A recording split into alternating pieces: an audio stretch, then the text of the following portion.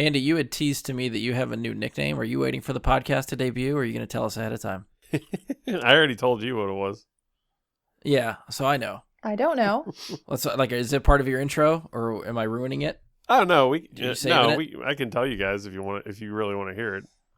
Or if you guys want to be surprised. Paula loves her spoilers. She'll I do. take anything you want to tell her. I mean, I'm going to hear it shortly either way, right. So if you want to tell me now or in a few minutes. Actually, a guy from work actually came up with it, and I was like, holy shit, that's actually really good. So I liked it. But it is the, are you ready? I'm ready. Hype it up. Are you ready? I am ready. It's pretty good. Are you ready? On the edge. Can you do the Triple H thing? Like the DX? Are you ready? All right. The Andalorian. I like it. I feel like we should get you a Mandalorian helmet and you have to podcast with the helmet on the entire time. I'd do that. Can you get me one? Because that'd be awesome. This is the way.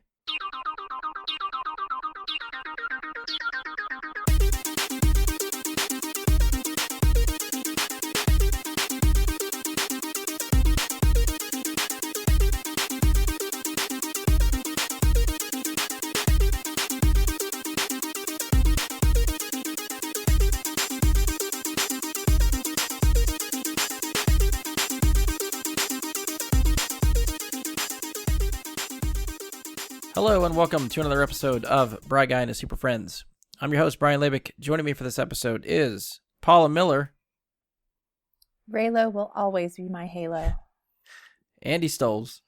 What's up, podcast people? And Mike Bradley. Speaking of halos, I feel like somebody earned one in episode 9. Wow. Oh, he was waiting on that one. He is an angel, isn't he?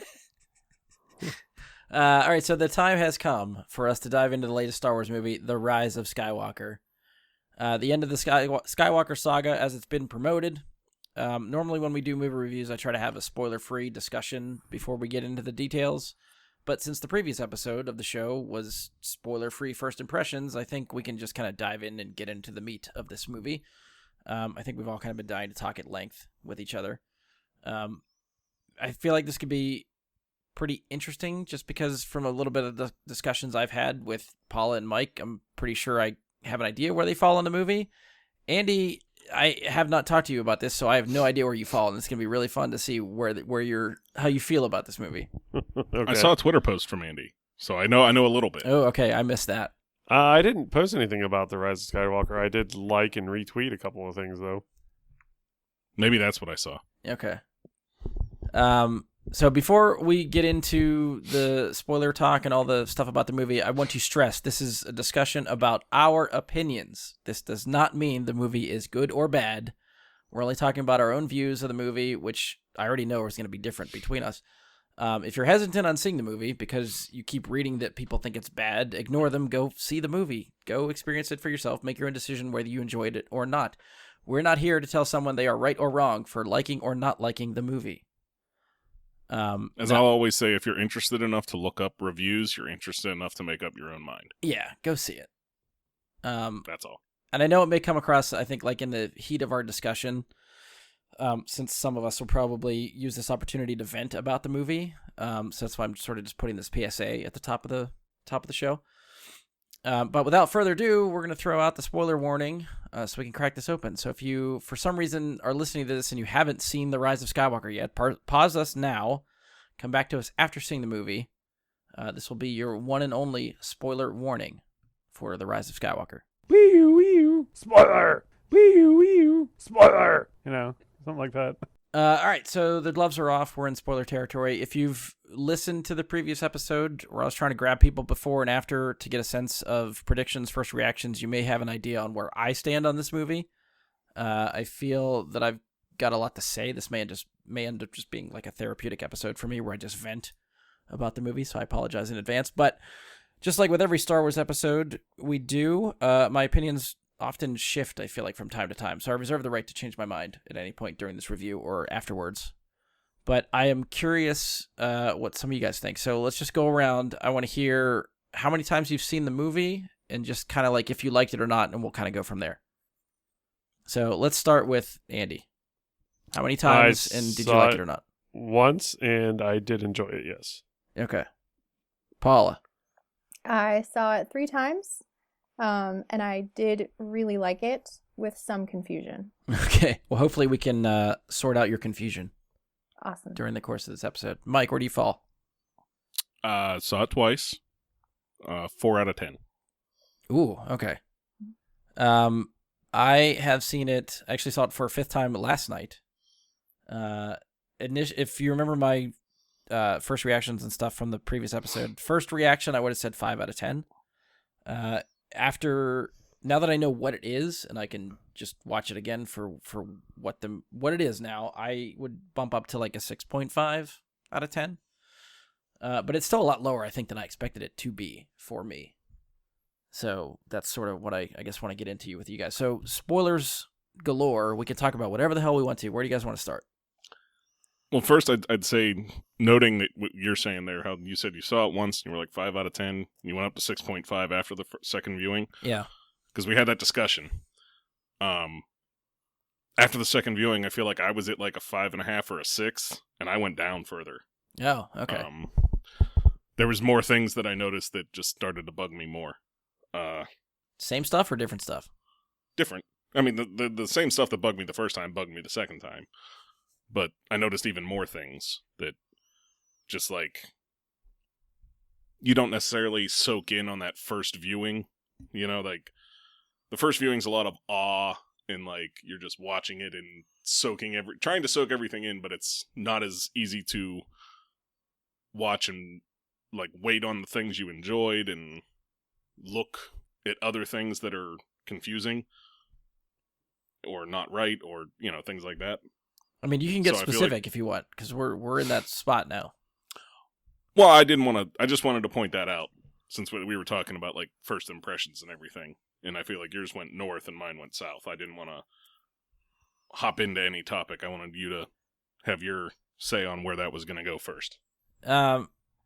Yeah, I mean, I don't know. I think I even said this on the previous episode, but I really tried to go in without expectations. Because I was trying to avoid the marketing, the trailers, all that stuff, which normally helps me go in with a pretty open mind.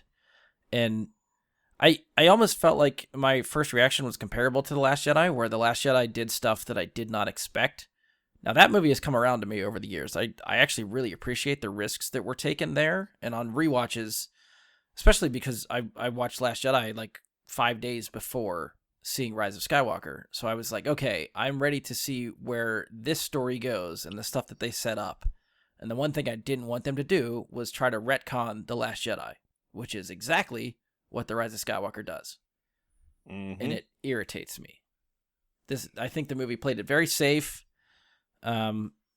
which I can get into specifics later and what I think was safe and how that played out. But now that I know what it is, and granted, it's not the movie that maybe I was just subconsciously expecting or the ways that I wanted it to go, but for what they decided to do and what they picked, I'm fine with, like, I guess, for the most part. But, I mean, still, a bad Star Wars movie, for me, is still a good movie. So, Star Wars is Star Wars. I love it. I don't care. I'll go see it, which is why I've seen it 5 times. But, yeah, that's kind of where I'm at right now. And over the course of this discussion, like I said, my opinion may change just from hearing, you know, from like Paula and Andy, who like it, I think, a lot more than you and I. They might bump up my opinion a little bit more. Fair enough. Paula, after your multiple viewings, have you picked up anything better or worse from the movie? Yeah. So at first, and I was talking to Aaron about this too, it was very fast. Like the first viewing was so much coming at you in the beginning, and it was just like, wow, it was a lot to take in. And plus you're going in with all this adrenaline and excitement, and, you know, you're with everybody. So there's, you know, you're looking at everybody else's reaction too. So the second viewing, it slowed down and it really helped me appreciate it more. Yeah. And then the third viewing, I, of course, looked as much as I could at you know, smaller details. Right. I still think The Last Jedi is beautiful, and it will always be my favorite Star Wars movie. So, to be honest, I really like this trilogy. I think it's my favorite trilogy. Okay. So Yeah, I really, really liked it. I think that obviously there's some confusion about some things, and my confusion really stems from, did they have this story in mind as Endgame? Like, I feel like You mean literally JJ, Endgame? yeah, like they knew he was gonna die all along, or did they know like the little stories that were gonna go along with it, or they're just planning that along the way, or like whenever they rebuild his helmet, and is it because JJ liked the helmet but Ryan didn't like the helmet? Like I'm just, there's a lot of confusion for me, but it's still, those little things still didn't take away from the fact that I really enjoyed myself. Like you were saying, Brian, it's a Star Wars movie. I love Star Wars. I will always love Star Wars. It's a good, for me, it's a good movie. I really enjoyed myself in it. Nice. Okay. Andy, you got anything to add? I can see the confusion from that, because it does seem like they didn't really get together and say this is the trilogy. They sort of wrote a movie at a time. You know what I mean? They didn't have that 3-movie plan. They just said, "Oh, we're going to do Force Awakens. Oh, we're going to give Last Jedi to somebody else, and then go back to the guy originally." My movie, your movie, yeah, my movie. It does seem like there's a bit of give and take, tug of war going there, But It makes you wonder what could have been if Colin Trevorrow kept Episode 9. Like, it was supposed to be 3 different directors for 3 movies. Like, I don't know what that would have been like. I kind of wish that they would have just picked one director for all 3 movies. I agree. Ryan Either Johnson. that or had the story plan and then said, okay, you guys adapt this story plan to what you want. Like, this is the begin goal. They needed a Feige. They needed someone to sort of steer that ship, which I always thought Kathleen Kennedy sort of did, but maybe she was very hands-off with this. I don't know. Because I feel like she pulled the trigger a lot on Rogue One. She pulled the trigger a lot on Solo. So I'm not really sure why she sort of stepped back from the Skywalker legacy on this one. Yeah. Hard to say. Yeah, it's hard to figure out what happened behind the scenes. Because, the original trilogy and the prequels had George. Right.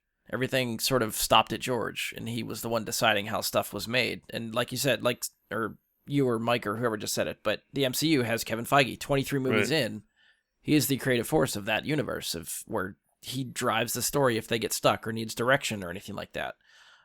It's unclear if there is anyone like that in Lucasfilm. I think it should be Kathleen Kennedy being the president of Lucasfilm or whatever. I don't know. It doesn't seem like the story group we keep hearing about is very much involved in crafting stories. I think they are there as a resource and not basically, helping. They're there, I think, if the creatives and directors and writers have questions that need answers. They are there for support. They're not guiding the story, which I think is the confusion for a lot of people on the internet, is that they think the story group is making this all up as they go, and it's the directors trying to bring the story group's vision to life. That's not how it works. No, they're not a creative force. They're more of a thesaurus. Yeah. Pablo. Yeah. Yeah. I mean, I hope, at least going forward, they let Dave Filoni finish up what he has for Clone Wars, which is already probably finished, since that's coming in a couple months. Yeah. And whatever vision he had for the future of Rebels, since Andy hasn't watched that, I won't get into spoilers on that. But whatever vision he has for that stuff. Is there going to be more Rebels? Probably won't be called Rebels, but some characters' stories will continue. There is a cliffhanger ending to Rebels. It does not tie off very neatly. Ah, well, yes. I'm just not going to watch it now.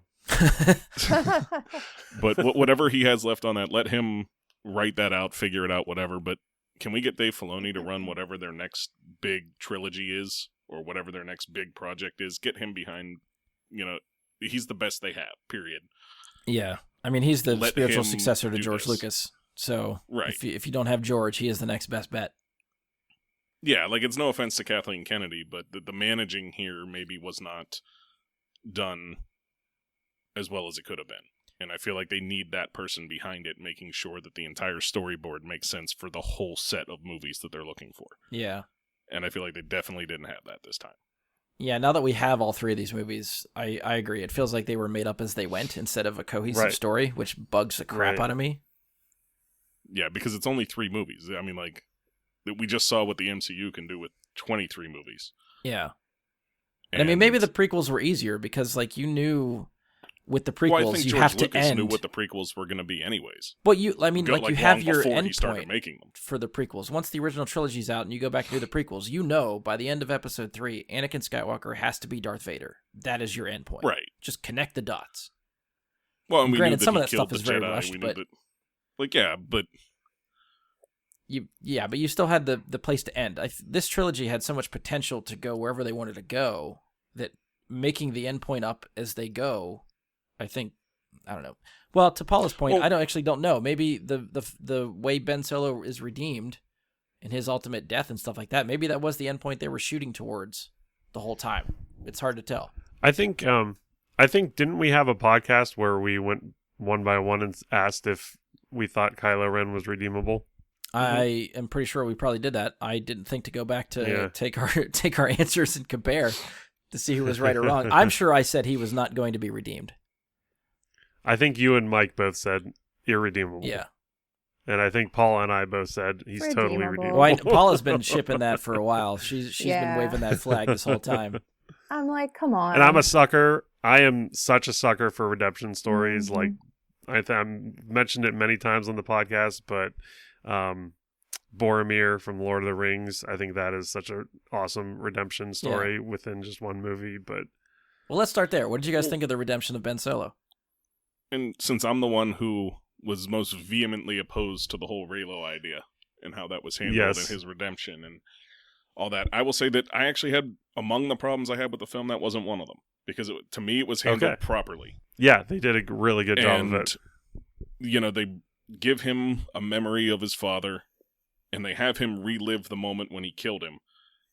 And they kind of have him relive that moment in a way where he's saying, damn, what I was saying then is like, I don't know if I have the strength to do it. What he actually meant in that moment in The Force Awakens was he didn't have the strength then to not kill Han Solo. He didn't have the strength. He did the thing that was weakness then, and he was recognizing that. He was admitting it. He was dealing with what he did. I was good with that. I was good with him coming to terms with his own actions in that manner. Now, they didn't necessarily... Oh, go ahead. I was so excited to see Han Solo there. Yes. Yeah, like so excited. You get one more I know out of Han Solo right there in that moment. Oh, that was awesome. The other end of it is that he never really atoned for the other things he did. So on one end, yes, he atones for what he did to Han Solo and everything that happened with that, but he doesn't atone for the countless innocent people that he is responsible for murdering. I mean, all of them are responsible for murdering lots of people. I mean, I'm watching the movie and they're like knocking stormtroopers down left and right. Well, that's different. That's war. Those are people that are actively fighting you. I mean, the First Order was rounding up civilians and shooting them. We saw that. The very first scene of this entire trilogy, you see Finn refuse to shoot defenseless civilians at the order of Kylo Ren and Phasma. I mean, that's different. Dude had like Palpatine in his head for a couple of years. That'll do something to you. I mean, which is another thing that just seemed like it came out of nowhere. Like that plot point.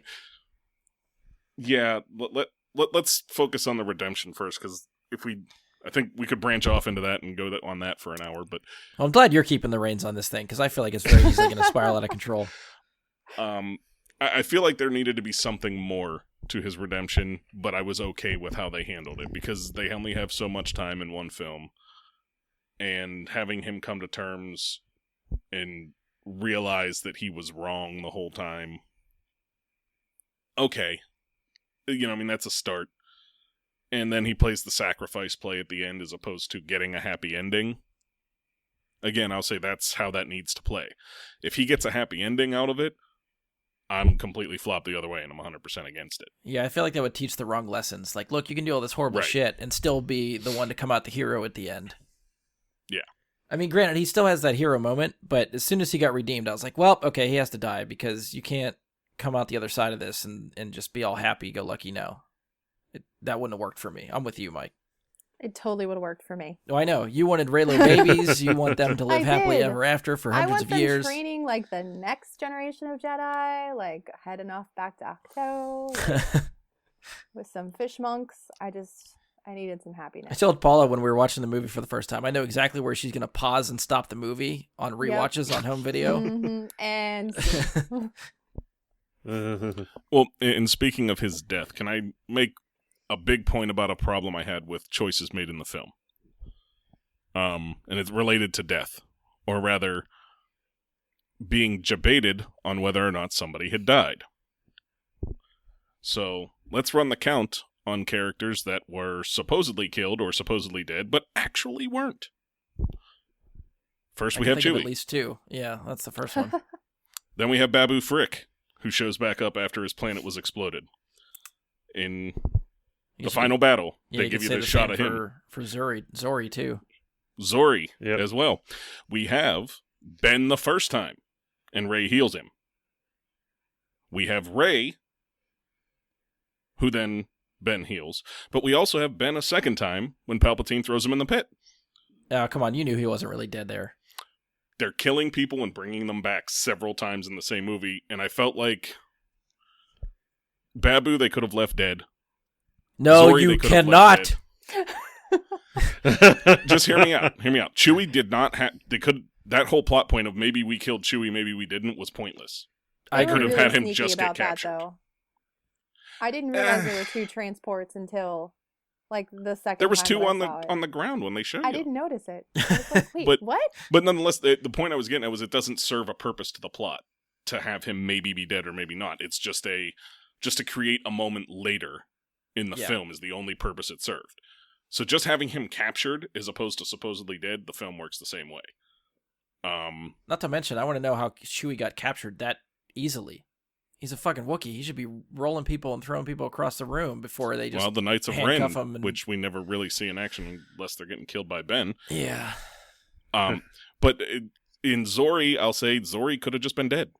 And it didn't matter because they didn't have her end up with Poe. They just had that awkward moment where they look at each other and she's like, nope. Which was a great moment in itself. But yes, I agree. It was a to good be there. moment. Right. She could have been dead and he could have had to deal with that pain of her being dead and maybe advanced his character a little bit from that. Nonetheless, I just felt like too many times there was, this person's dead. Wait. No, they're not. You know, I would even throw C-3PO into there too. They wipe his memory and then they sort of give it half back to him at the end too. So any consequence there of like making the decision to make him read the Sith stuff to lose his memory is sort of wiped away by the end too. Mm-hmm. So I felt like they just relied on that too much. I wasn't that many times in one film. It's too much. Do it once or twice, okay. Even if it was just the Rey and Ben stuff. You start killing people off left and right and not bringing them back, it's going to be a really dreary movie. But at the same time, this is supposed to be the end of the era. Yeah, I'm with Mike. Like this is no hold bar time. This is, if you're gonna kill people, now's the movie to do it because this is the end. The quote unquote end. Right. And like I said, you have to have consequence to the deaths, otherwise they don't mean anything. No one's ever really gone. Well, yeah, but no movie really ever has an end. I mean, there's going to be books and comic books and video games, and they still need these people. Yeah, I mean, Paula, who's to say if they continue to episode 10, we could get Ben Solo Force Ghost? I'm just saying. World between worlds. But nonetheless, I'll stop there. I just wanted to make that point because it bugged the shit out of me. That was one of those things the second time around I started paying attention to, and I'm like, how many times do they kill people when they just bring them back? And I started noticing that too. I want to swing back around just to the redemption of Ben, which I think on the first, I think a lot of my what I'm going to, over the course of this discussion, probably a lot of what I'm going to say is going to be like, I wanted this to happen, and then we'll talk about sort of what actually happened. But my thought coming after The Last Jedi, the interesting plot point in that movie was that Kylo Ren was in charge of the First Order. I thought he was being set up to be the big bad of this movie. And as soon as they started talking about Palpatine being in this movie, I feel like that threw up the red flag that, well, Ben's not going to be that important because that once there's someone else for him and Rey to team up against to ultimately defeat that's sort of above him, that takes the whole villain role really off of his shoulders, which I was disappointed with. Yeah, and if you didn't watch any trailers or previews or you were like absolute blackout media-wise, before you saw this movie, the Star Wars scroll tells you. Oh, yeah. That he is not the big bad. Right. And that... Yeah, the scroll's my least favorite scroll of any Star Wars movie. Yeah. I'm not going to lie about that. The scroll was just like, the dead speak. And I'm like, come on, right away. Like... Which, that should have been... I mean, maybe it needed to be a 3-hour movie, but that could have been fun in the story of the movie, is that they start hearing rumors that Palpatine's back, and then it's like, do you believe the rumors or not? It's a slow discovery of him being alive, instead of just announcing it to the fucking galaxy that he's back. Seems like a really stupid villain move. Someone said on Twitter, it's like, oh, looks like Palpatine had a podcast, and now everybody knows where he is. Basically. I mean, and to me, I think it was it was a way for them to avoid having to explain why and how he actually survived, which we still don't never do. They don't give you anything. They're just like, he's there. That's that. But I mean, does anybody else what he did to survive or anything? Just. Ugh. Does anybody else wish that the final confrontation between Palpatine and Rey was extended a little? Yeah, definitely. A little bit. Like, I kind of wish that Palpatine had a lightsaber and there was a little bit of that going on. Because in the Clone Wars, he was really badass with a lightsaber. Yeah. Yeah, when he restores himself, they could have had a lightsaber battle there and it would have been fun. Yeah.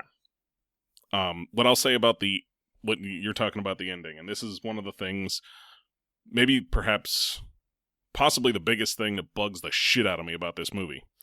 Every bit of the ending of this movie is a carbon copy of Endgame.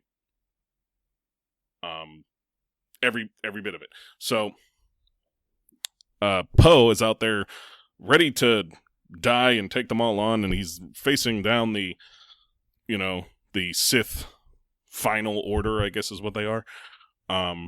And Lando shows up in his ear to tell him, on your left. And then he turns around and everybody's there. Yeah, okay, I see it now. Same exact thing. So then we get the final ending with Rey and Palpatine, where she gets the second lightsaber and he says, I am all of the Sith, or I am inevitable. And she says, and I am all of the Jedi, or and I am Iron Man. And then she dies from what she does. That was the first thing Josh said to me when we got out of the movie, was anyone else thinking when she said I am and really paused that he was like, I'm waiting for her to say am Iron Man? Right? So he was right there with you.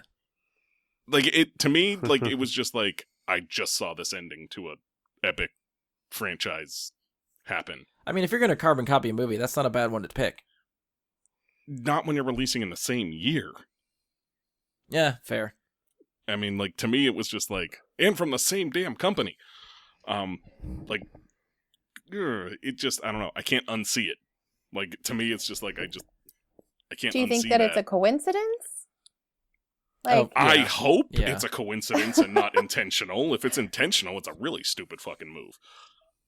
Is it from some filming playbook? This is what has to happen? The dialogue is what bothers me the most, ending. Though. I am this, I am that. He gets the fucking radio fuzz in his ear just the same way that Cap does. It just... I don't know, that... All they needed was, Wong to show up and be like, oh, you wanted more? And then, I don't know, somebody else shows up. That's all it was missing. Yeah. Yeah, I get it. I don't think I realized how similar they were until you just said all that, but yeah, I get it. It just, I don't know. Yeah.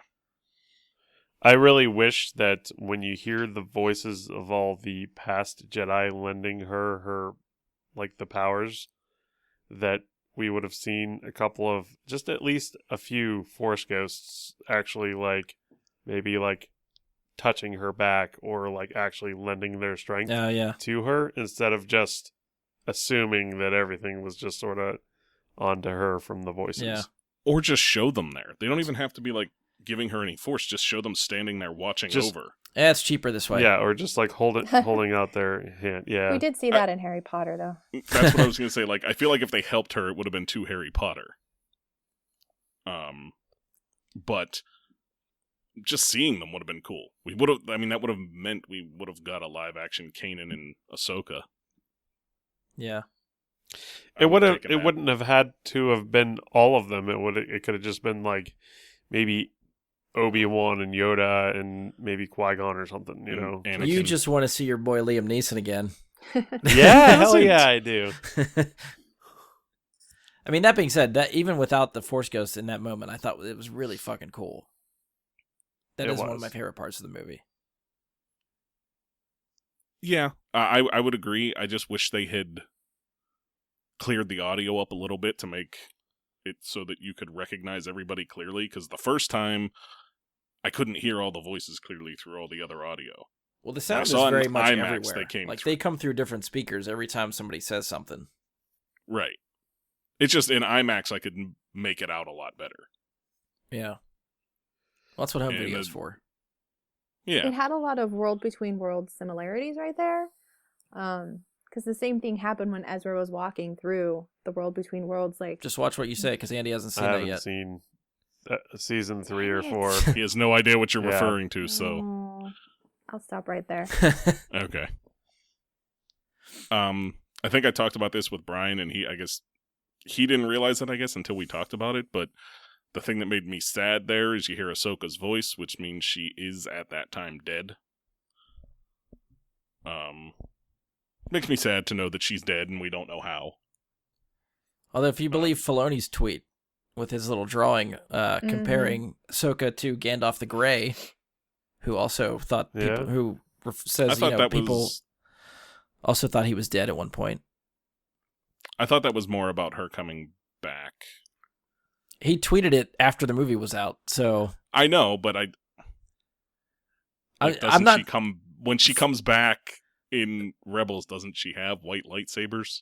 So yeah, but I mean, Filoni likes to fuck with people too, so he could just be saying that just to stir the pot. I'm sure he knows the answer. He's just not going to tell you one way or the other.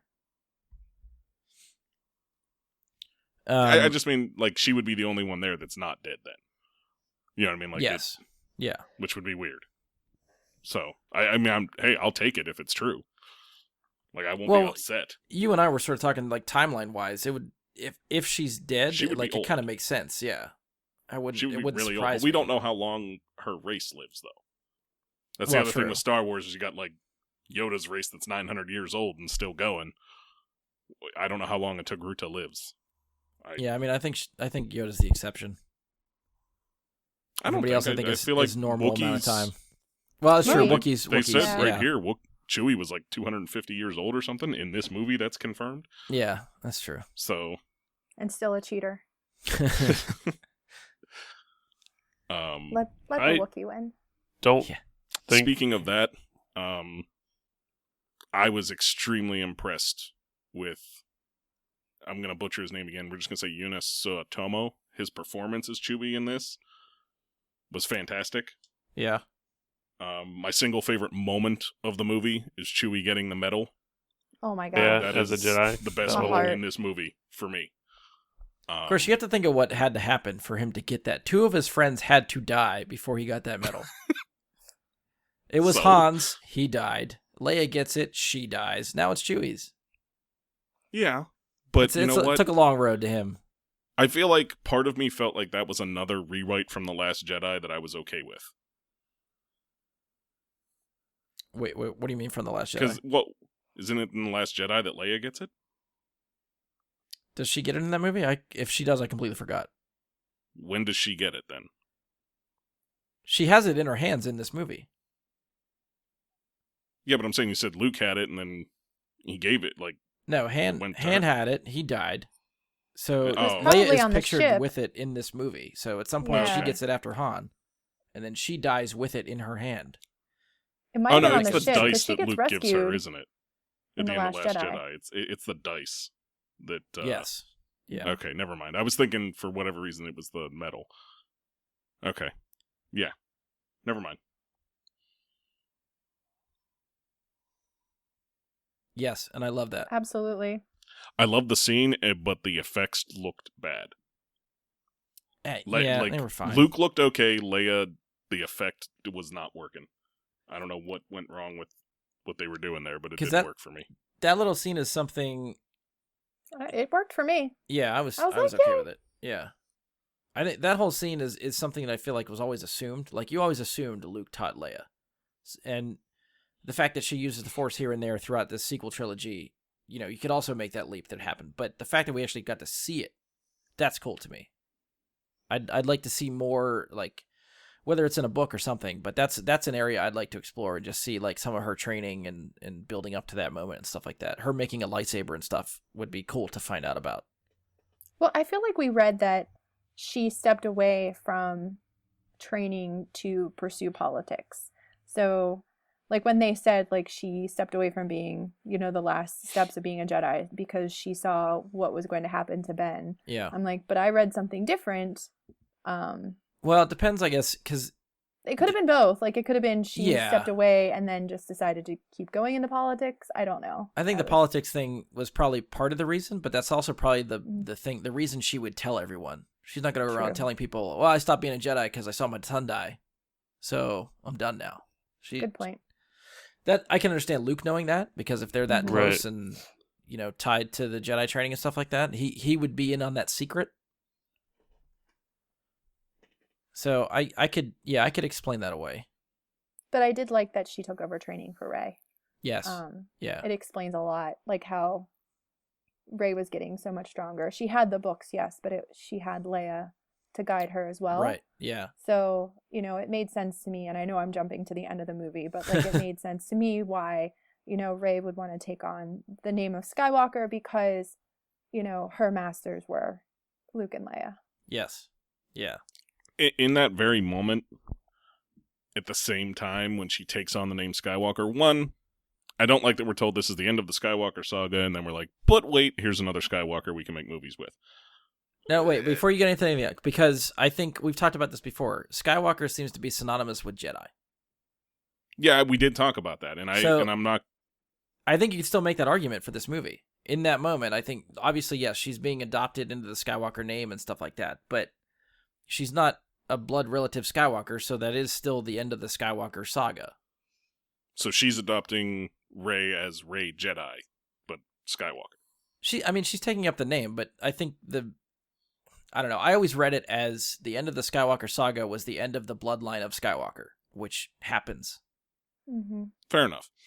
Nonetheless, I still would have preferred her in that moment to say just Rey. And, cast aside the Skywalkers, cast aside the Palpatine, and start where she ended. Or end where she started, rather. Now see, if this took just from Rey.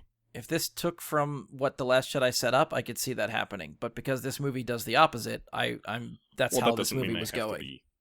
I understand, but that doesn't mean I have to be happy with how they chose to not follow the setup from Last Yeah. Jedi. I actually like that moment, though. I think that's the culmination of what these movies was her taking up that name. I love the moment of her looking at the twin suns, and yeah, I mean that whole movie. Yeah, scene, that shot is incredible. It's what you expect. I mean, that's how these movies end. That's how these trilogies end. Is with that shot. That's how they open and it's how they end. Yeah, like, it's there. It's fine, but nonetheless, go ahead. Sorry, I was gonna make a point as well about that same scene that we get. How cool it is that her lightsaber is actually constructed from the end of her staff. I've been waiting for her to make something like that the entire trilogy. And I haven't it was seen... going to be double-bladed. It is. I'll argue this to the end. You look at that, there's 2 emitters on that damn thing. I think I'd argue the same thing. Okay. Yeah, the end looks like just a shortened, it looks like her staff, which had the very 2 same ends of the staff, just shortened into a lightsaber hilt with a grip on it. So I'm with Mike. I would assume that the bottom end of the hilt has another emitter on it to make it a staff saber.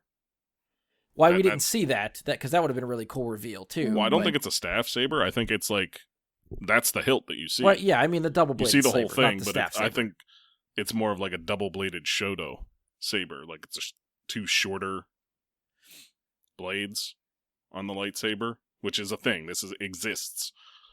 The Shoto blade exists itself, but so does a double-bladed Shoto. Okay. Since Darth Bane is canon, I'm going to call Darth Xana canon, because she's his apprentice. That's what she used. Okay. So, I'm calling that... My own headcanon says that it's a reference both to Bastila and to Darth Xana. Of course, the other thing that's canon now too is, well, I mean, not the games did it too, right before that, but the yellow lightsaber is in there. Yeah. Or the orange. Is it orange or yellow? What color would you call her? Orange saber? was the DLC. I'd call it yellow. No, I think is he talking about the game, or are you talking about? I'm talking about Rey's saber at the end of the movie. It's like an yeah, it's yellow. amber. I've seen rod. Isn't that the same? Is that the same color of the protectors of the Jedi Temple that Kanan has to fight? I feel like. Oh, true. in Yeah, so season we did 2? see it before all this. Yeah. Yeah, but I've seen people say that there's supposedly, on the double-bladed theory, that she used Luke's green crystal and Leia's blue crystal to make a double-bladed yellow saber. Because, blue and green, yellow. Somehow, people were getting there. I don't think that's how the color spectrum works. I don't think it is either, but I don't that's think what she people would have were taken the saying. crystals out of the sabers. I don't know why she'd bury them without the crystals. Well, it was Anakin's saber that she buried. That's true. Not technically Luke's. True. So, which brings the question of where the hell is Luke's actual saber at? I miss that saber so much throughout this trilogy. The green, yes, his green saber, yeah. That's still one of my favorite ones, and we get the only time you really see it used is the flashback stuff in Last Jedi. Yeah, that's the one. That's one thing in the Last Jedi that always bugged me. Like I get it now, the way his confrontation with Kylo in the First Order goes to the end of Last Jedi, but god damn it, I wanted that green saber in that moment so bad. Yeah, but it's all. I mean, it's okay. Nonetheless, I would think it's an interesting take, but you're right. It doesn't work that way. You add yellow to blue to get green. You don't add blue and green together to get yellow. So it's yeah. Nonetheless, I like the idea of that, but she's our little ray of sunshine, so it has to be gold.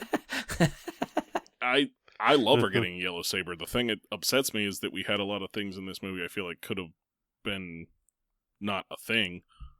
And we could have had her instead going and creating her own lightsaber. Yeah, I would have liked to see that. Middle of this movie. Instead of the entire excursion with Zori and Babu and, 3PO not being able to translate the Sith dagger. I mean, even if the movie ended there, I would have been fine seeing her go to Luke's childhood home where the Uncle and Aunt Beru lived and then make her lightsaber there and then bury the other two. Right, watch her construct it. Yeah.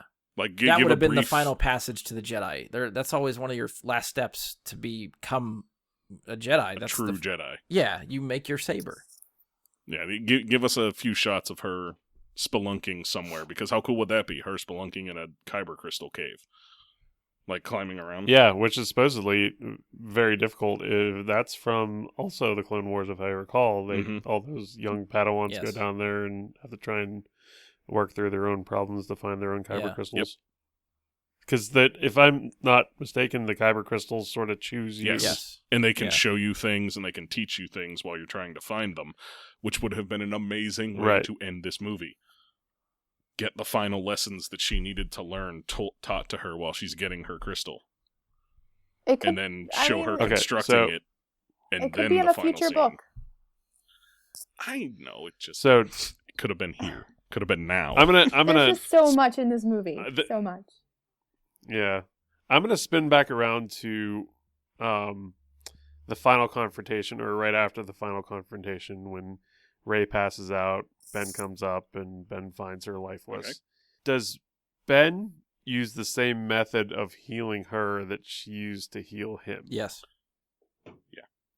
Yeah, they're a dyad, and I believe that's why they're able to heal each other. I mean, Rey can heal anybody, it seems like. Not just each other. Yeah, that's true. That is true. She does heal the serpent thing. So, all right. And maybe I'm just way out in left field, but he sort of has his hand on her stomach, right? Yeah. Kind of. Trying to heal her. What if he... Yeah. Oh, no. Artificial insemination. plants his force seed then as well. Don't give Paula hope like that. I've already thought it. You're not going anywhere that my mind hasn't already gone. Isn't that rape? I'm just going to put it out there. Like, wouldn't that just be rape? No? How is that not rape? I mean, she has not kissed him yet. She has not... That scene where she accepts him has not happened yet. He's just like, I'm going to heal you, but baby you at the same time. You know what? That's rape. She's out. She's past it. Isn't Anakin the product of that as well, then? Well, maybe. We don't know exactly how that process happened as canon. Yeah, I want to come back. But Palpatine raping somebody makes sense. Let's just say that. Is these Force ghosts come back with the ability to, like, touch objects? Like, Luke caught his saber out of the air, and, like, Yoda thumped Luke on the head. So, like... There's some substance to these ghosts. I'm just saying. I think that was the other comment I made to you, Paula, after the movie, was that we could get the Patrick Swayze ghost spinoff with Ben Solo and Rey. Jesus Christ. And that's how she made her lightsaber, is he's behind her. They're making it together. The Wachowski brothers are playing. I like it. I do want to make a point that I have not been okay with Force ghosts physically interacting with the world since they chose to do that in The Last Jedi. I'm not okay with that. Because then there's no consequence to their death if they can still do things. Like Yoda conjuring Force lightning down onto the tree. It's amazing. Come on. Like, it's cool, but at the same time, it removes the consequence of their death because then they're just... I'm okay with that. I'm not okay with some of the other Force powers. They can just kick ass when they're dead. There doesn't have to be rules. Why does there have to be rules? I'm not saying there has to be rules. I'm saying like limits. There need to be some limits, I think. Yeah, like, and they push the limits way too far in this movie for me. Yeah, but Yoda is definitely a limit breaker. True. And I mean, I would be fine with it if it was just Yoda. As is Palpatine. They're both sort of like the grand masters of I would argue against that with Palpatine in some orders. Ways, although they go against that in this movie. He was the master manipulator. Did you see the Force lightning he fired up at the entire fleet? Yeah, there's two moments in this movie where the Force powers like jumped up to 11 for me, and I'm like, just 11. How is this possible? The Force lightning thing from Palpatine is one. He went full Goku. That was ridiculous. Like, that's bullshit. The second one was, and this whole movie builds toward it, so I shouldn't be surprised, but it still bugged the shit out of me. Is teleportation through the It's over 9,000. The teleportation through the Force irritates me. Handing off a lightsaber like that irritates me as a Force power. Yeah. Well, in both of those moments. Go ahead. For your first point, he does say he's all the Sith. And I get that. He just gets some power transference there from the two of them that, OPs him. So they sort of explain it away in the movie. But still, it not having limits to Force powers is a problem that should be written into movies. Like this is something the books figured out in the old canon. Like they were, depending on the writer in the book, they were giving Force powers to Luke and to Jedi that were way beyond anything that's done before. And eventually they craft a story around Luke diving into the wrong sides of the Force to tap into certain things that allows him to do all this random shit.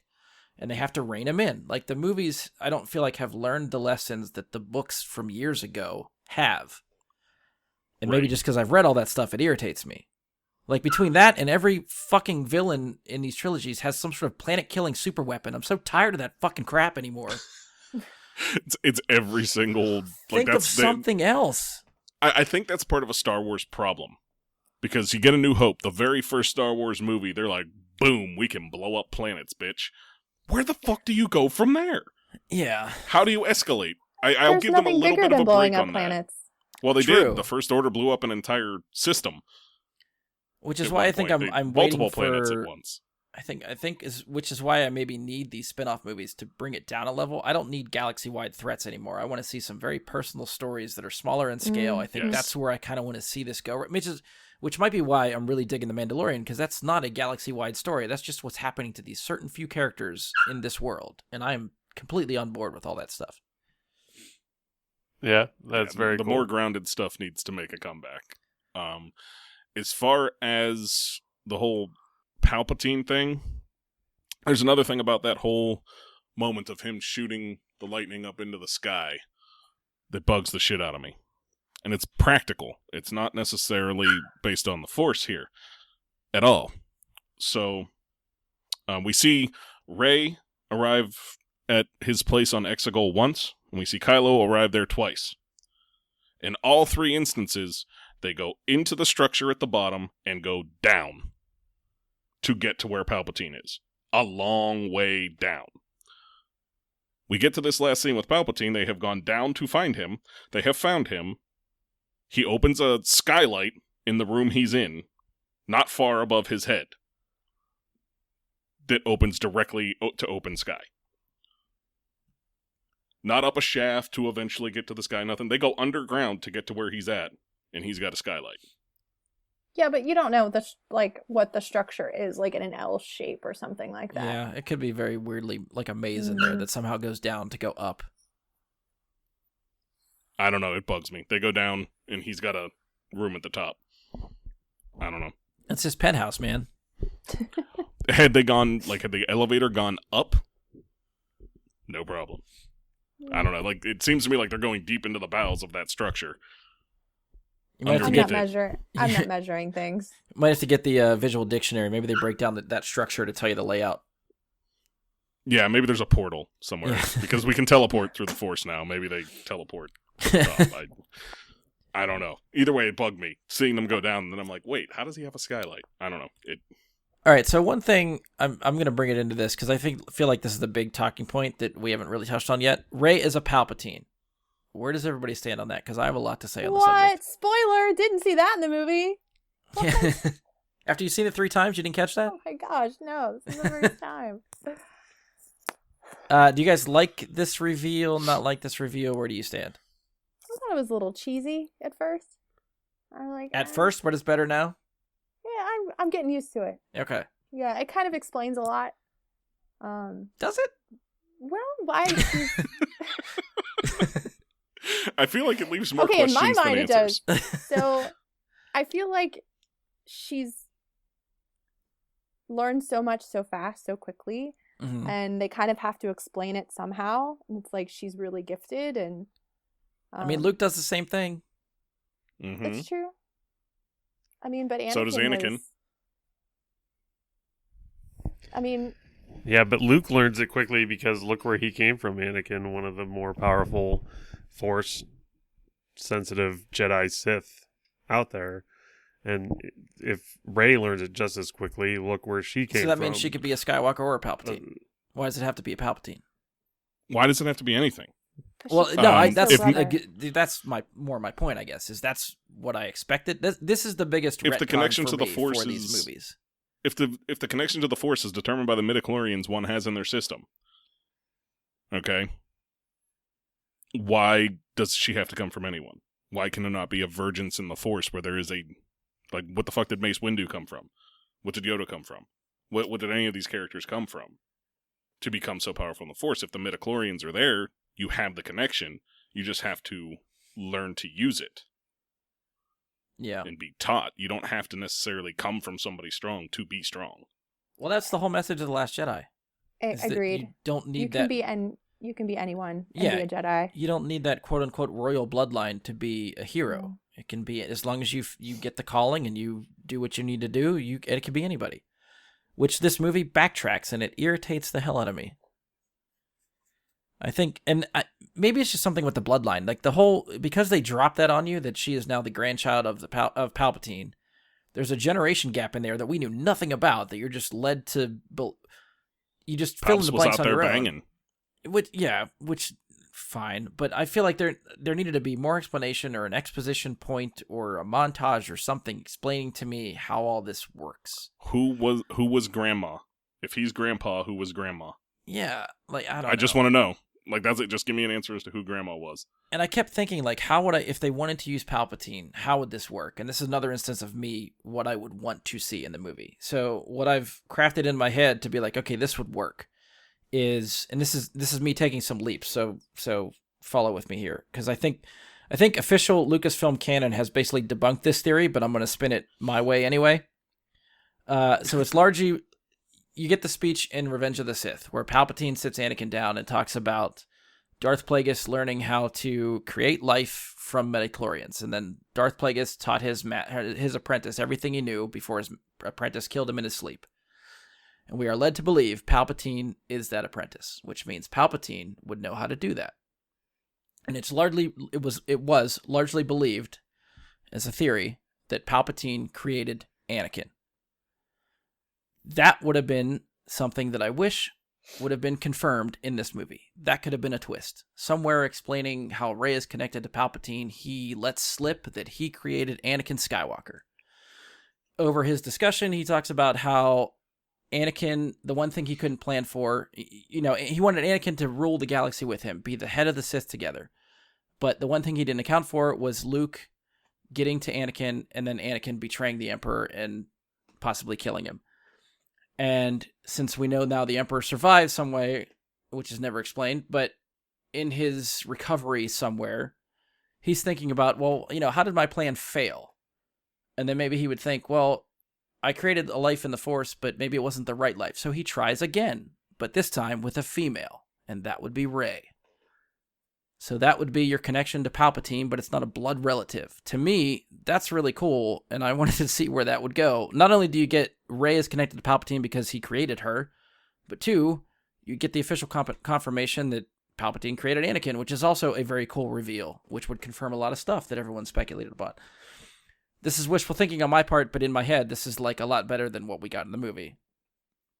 Has it been 100% confirmed, or is it still just a theory that Palpatine created? Not I feel like official. I feel like I've seen that debunked by people in Lucasfilm within the last week or two. That there's a comic somewhere that someone was retweeting pictures of where it shows Palpatine behind Shmi, like looking like he's influencing her pregnancy.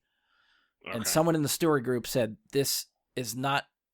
I think people were taking that as confirmation that Palpatine created Anakin, and the story group people came out and said, "No, this is the exact opposite. This is This is what Anakin fears. This is not what happened." Is there any debunk that flat out? Is there anything out there about Darth Plagueis being Anakin's father? That's where I tend to put my faith into is Plagueis created Anakin. Otherwise, I don't know. In the prequels, I feel like Palpatine would have been closer to Anakin faster if he would have known that Plagueis that's true. All right, I can him. see that. You know what I mean? Yeah. Like, I don't know. Like, that's a lot of. I feel like it could be one of those things where Plagueis, you like Plagueis would have done it on a planet where Palpatine would not have known about it. Like maybe Palpatine had an idea that Plagueis was doing something to that effect, but never was able to narrow it down. And then he meets Anakin and he's thinking, holy shit. Yeah. This, wow, this really rings a bell. And then I think that's, because if he would have created him, he'd have had him by his side since fucking day 12. Well, unless and this is just me trying to rationalize something that's not going to happen anyway, but you could maybe even explain it away as whenever you create life from nothing, you don't know where that life's going to pop up. Like maybe he's able to do it, but it's just random and could happen to anybody. And it just so happens Shmi is selected and it takes him years to track down his creation. Or, the Force somehow had them cross paths. It's not a coincidence. It's the will of the Force that Palpatine eventually found the thing he created. And the same could be said for Rey if that was something they happened. That he even tried Palpatine again knew with to leave it to the Force. Right. And somehow Rey found her way to the Emperor and Palpatine, and then that's when he realized this is my second creation and something like that. But again, this is all speculatory because this isn't what we got. But so while we're talking about that speech from Palpatine, can we focus on the really awesome theme at the end of this movie with Ben healing Rey, saving what he loves, which is something we get from Rose in The Last Jedi. They win by saving what they love. I like that aspect of it, but also the aspect that the Sith did not have the power to keep the ones they loved from dying. That power was with the Jedi inherently from the start. What Anakin was not able to do by turning to the dark side, Ben was able to do by turning to the light. Oh, see? All right, Mike, you're winning me over with this movie a little bit more. That was deep. That was as deep as Palpatine's lair. Yeah, you're pulling some stuff out of me here that I didn't realize. I don't know if they intended it or not. I buy that. I like that explanation. Both Ben and Rey had a little bit of dark side power and like they both had Sith and Jedi in them. Rey in her blood, and Rey had Sith in her blood, but Jedi in her training. As with like Ben had Jedi in his training, or Jedi in his blood and Sith in his training. You know what I mean? Yeah. So they both had a little bit of each of that, because even Rey, like, you think Rey kills fucking Chewie in the beginning. It's just like with Force lightning, and you're like, what the fuck? Well, I think even Force lightning is not necessarily only dark side. We do see Yoda use it. He doesn't use it. He deflects it. He does not. He deflects it and reflects it, and absorbs it. And she's having those dark visions too. Well, I feel like the pull to the dark is there for all Jedi. I don't feel like that's... And that was my argument, is that you don't have to be a Palpatine to get visions of the dark side. Feeling hate and anger and stuff, that's a human emotion. You don't have to be a Palpatine to feel a pull to the dark side. I'm with Mike. That could be anybody.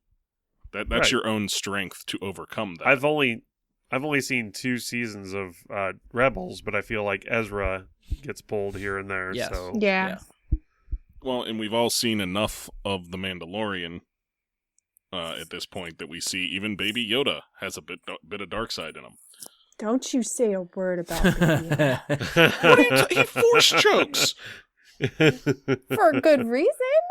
He was. Isn't he force chokes? Yeah, no, we don't talk about Baby Yoda like that. I mean, he gets an angry look on his face and grabs somebody up in a force choke. No, So... we just had a poopy diaper. We need to change it. Oh, okay. Yeah. Change my diaper. I want to come back That's around a dangerous to the baby. Palpatine bloodline thing. I don't know if Paula and Andy, did you guys get in on your thoughts on the bloodline thing? I think maybe, yeah, Paula did. Andy, are you? What do you think? Like it? Don't like it? How do you feel about that twist reveal? Based on what happened in The Last Jedi, I was thinking that Kylo Ren tells her that she comes from nothing. Yes. And he tells her that, to me, specifically to try to protect her from what he knows that she is. Well, he didn't even know what she is at that point. He finds out. I feel like he did. He finds out at the beginning of this movie because the Emperor tells her who she is. Tells him. Tells him. But I feel like he can feel that she is from some sort of... something. Maybe he doesn't know what. Something. But... He doesn't know exactly who, but he does know that she is something special. And he tells her that to sort of try to protect her from... You think maybe he was trying to nag her a little bit? Like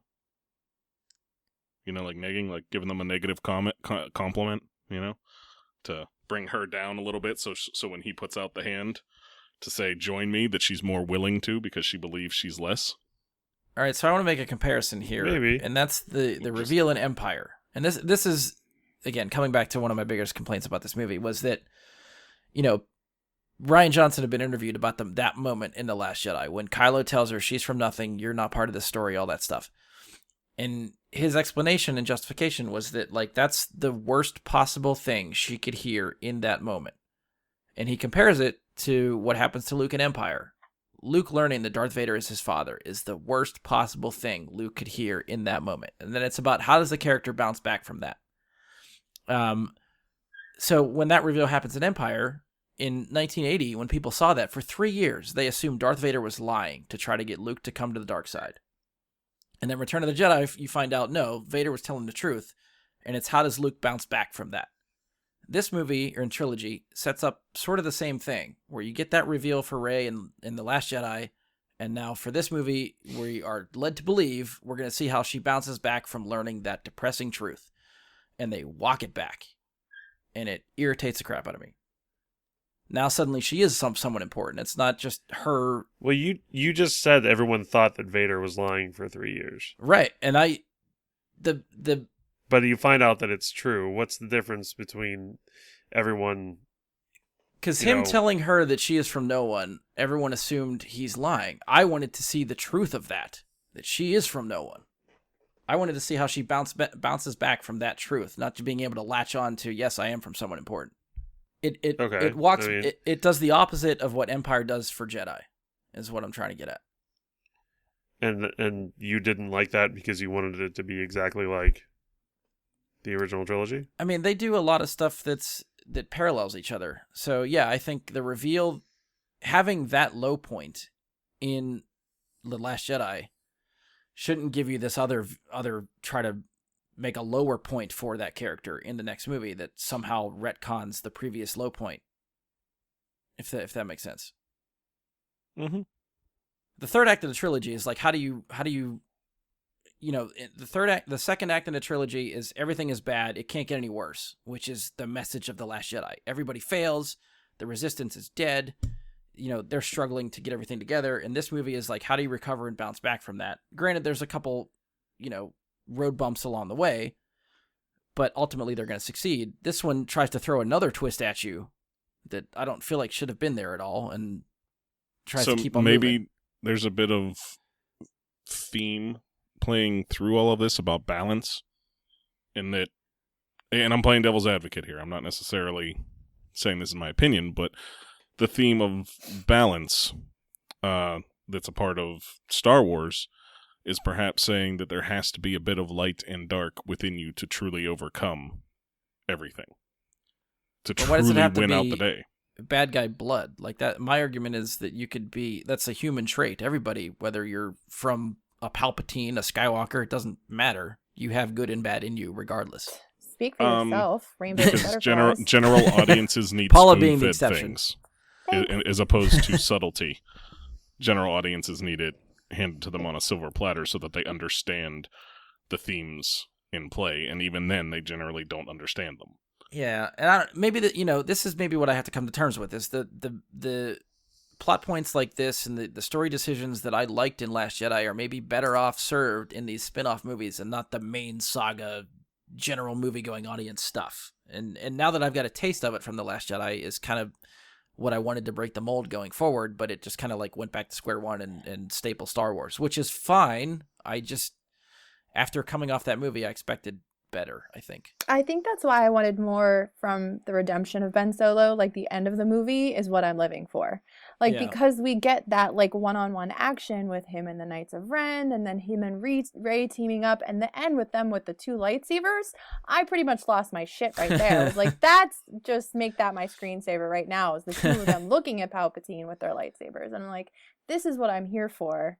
Like, these 2 battling this guy, like, I wish there was more of that, and I wish I had more of them with them having time together. Yeah. And if I understand he had to die, but I just wanted more of that.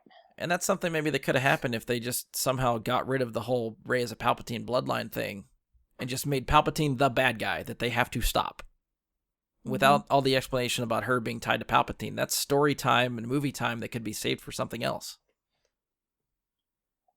So I don't know. That's just, again, my opinion. I don't want to necessarily shift entirely, but go ahead, Paul. You had something to say. I wasn't not okay with it. It was a little cheesy, and I get it. Like, I get where they had to take it, but in the end, I was okay with it. I was like, I made my peace with it. And that's, I think, one of the biggest things I have to accept is the way this movie treats her lineage. Is that if this movie came after The Force Awakens, I would much rather prefer that, because then it would line up a little bit better. As like the whole thing of Force Awakens is trying to figure out who she's connected to and why is she important, and then you get the reveal in the next movie that she's a Palpatine. Cool, I'm fine with that. Now that it happens at the end instead of the middle, it throws off what I expect, and the way the story flows in this 3-act structure feels disjointed now. Yeah. So, okay. What I was going to say, Brian, is I'm going to change gears a little bit, and I told you about something, a theory that I had. You didn't tell me what the theory was. No, I didn't. I told you about it because I wanted you to hear it for the first time here while we're recording. And I told you, like, it's a good time to cut this theory in at this moment. Now, it may ruin the Ben redemption arc. But this theory it's outlandish. I want to apologize for it ahead of time. But it wouldn't be you if it wasn't. That's true. I do have some crazy shit that I say, and this is going to fall right in there. And you're probably going to shot me down with something that I haven't thought of really quick, but I'm going to go into it. That's my job. So, when we see Ben die and disappear into the Force, we also see Leia disappear with the Force. Yeah. Strange theory. Leia was influencing Ben's turn to the light a lot more than the movie explained. I agree with that. Put more emotions into him and influenced him greatly to make him turn. He did not turn on his own. He turned by her sheer force of will within him to get him to turn. Kind of buy that, but then it would take away from Kylo and Ben's story. I like that she was with him, and I feel like she was with him, helping him be strong. I don't know if she was the reason, like, the whole time, but I feel like she was definitely with him. I felt like Mike, that was what was happening there. Mike, with your explanation, you almost make his turn involuntary for him. Like, he had no choice. Basically, yes. I feel like she made it happen. Yeah, see, I don't like that. I feel like she is why he sees Han. I don't necessarily like it for the story, but it's a theory I have, that she is able to exert enough of her will. When does the book come out? That's a good question. I am not sure when the novelization comes out. Yeah, I think it's sometime, obviously it has to be sometime next year. But I feel like they might give us more explanation, maybe a little bit more insight. Yeah, typically even, the novelizations do that. You know, JJ's, gonna probably do the voiceover whenever the movie comes out. The way I kind of see it, and it's a little spin-off of what Mike is saying, is Leia is probably uniquely aware of Kylo's standing in the Force, kind of wherever he is. You know what I mean? Just because, mother, son, and he's sort of uniquely aware of where she is as well. Like, he knows that she's on the ship, and he knows not to fire on her and stuff like that. But I feel like she was looking for any opportune moment whatsoever to sort of push the door open. So I feel like the door was cracked open, and she just sort of flung it open more. Does that make sense? Yeah. But are you saying she stuck with him that entire time, or once she... Because I think the movie lets you believe once he gets stabbed by Rey, she's gone. Like, that's the moment Leia dies. Right. But her disappearing at the same time as him, I feel like... I think that's more symbolic of just the end of the Skywalker bloodline. Okay. Because they are the last remaining left. When he finally dies, that's the end of the Skywalker line. They go together. And that's it. Until Rey has her solo baby. Yep. And she's okay with it. Andy's apparently okay with it too. Thanks, Andy. Reylo friends. All right, so I want to make sure Mike gets in here because I think we're going to lose him a little bit. So, Mike, any final stuff you want to get out here? So a few things that I would want to make mention of briefly before I get to like a topic that would require some discussion. First and foremost, I love and hate that they brought Wedge back. So that moment, I have a problem with that moment, and I'll talk about it whenever. Well, that may be what I'm about to say, is that Wedge coming back right there, does that mean that he ignored the Resistance and wasn't taking part in it up until that point, and that he also ignored the call for help from Crate? So, okay. But only when Lando comes with the call to say, we can actually win this time, does Wedge fully come back. Paula might agree with me with this, because I know you read the book, Paula. Yeah. The Resistance Reborn book that is supposed to take place before this movie. Wedge is in that book. Okay. So during the course of the book, they are trying, the Resistance is in pieces. They're trying to get people, like, bring more people into the cause and build up their numbers so they can, again, try to take on the First Order. They recruit Wedge for part of that book. By the end of the book, he's basically retired with a wife. And the one thing I've learned from that book is that Snap is basically his stepson. Okay. Which makes the moment he arrives really terrible because his stepson dies 2 seconds right before that. That's true.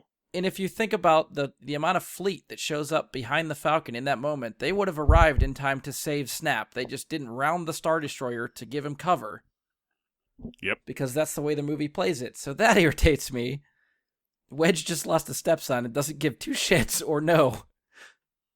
Okay. So if he's explained that it is doing things in another book, my point, I think I'm okay with. Your point, damn. Yeah. That's a connection that I didn't know until the book. But yeah, Wedge shows up in the book, and then by the end of the book, he kind of just says I'm too old for this and I need to step away, and has a reason to leave. So the fact that they even got him back for a little bit means, yes, they went to all corners of the galaxy to really try to bring people in. Okay. But even that moment for me, I'm better with it on repeat viewings. But the first time I saw it, it's like, okay, so they tried the exact same thing they did at Crate, which is send out a call for help. That no one came at Crate, but now everyone's coming now when it's. I mean, it's Lando. It's Lando. So... Yeah. So Leia wasn't good enough, but Lando. No. Yeah. He's Lando. What are you gonna do? See, I don't know. That part irritates me too. But moving from there, another point to me that I can make quickly. It's a holocron. Call it a holocron. It's a fucking holocron. I thought the same thing when they first showed it. I was like, oh, it's a cool holocron. And they kept calling it a Wayfinder. I'm like, what? It's a holocron. Yeah, there's no reason not to call it a holocron. That was just dumb, repurposing it to be a Wayfinder. The other aspect GPS. of that, yeah, but just call it a holocron. But there was only 2. There was a lot more holocrons. And I'm sure there's more Sith Wayfinders, but these 2 specific ones led to that spot. Do holocrons contain maps? They can contain any data. Contained I thought knowledge and messages. I thought they could do whatever they want them to do. They're just, I thought, like a plot device.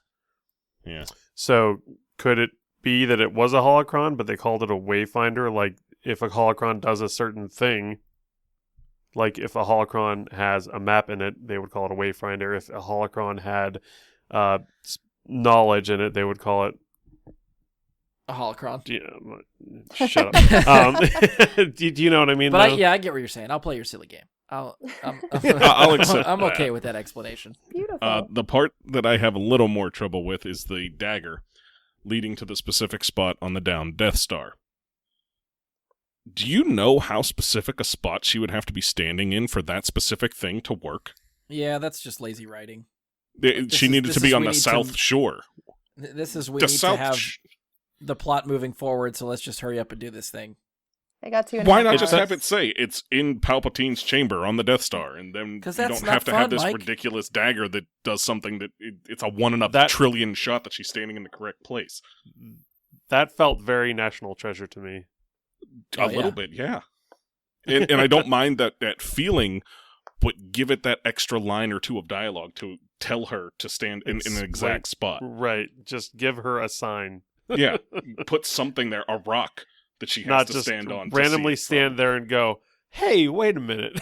Well, could that be in whatever C-3PO was saying? Like, he spit out a lot of numbers the South that I didn't Shore, understand. But the South Shore is...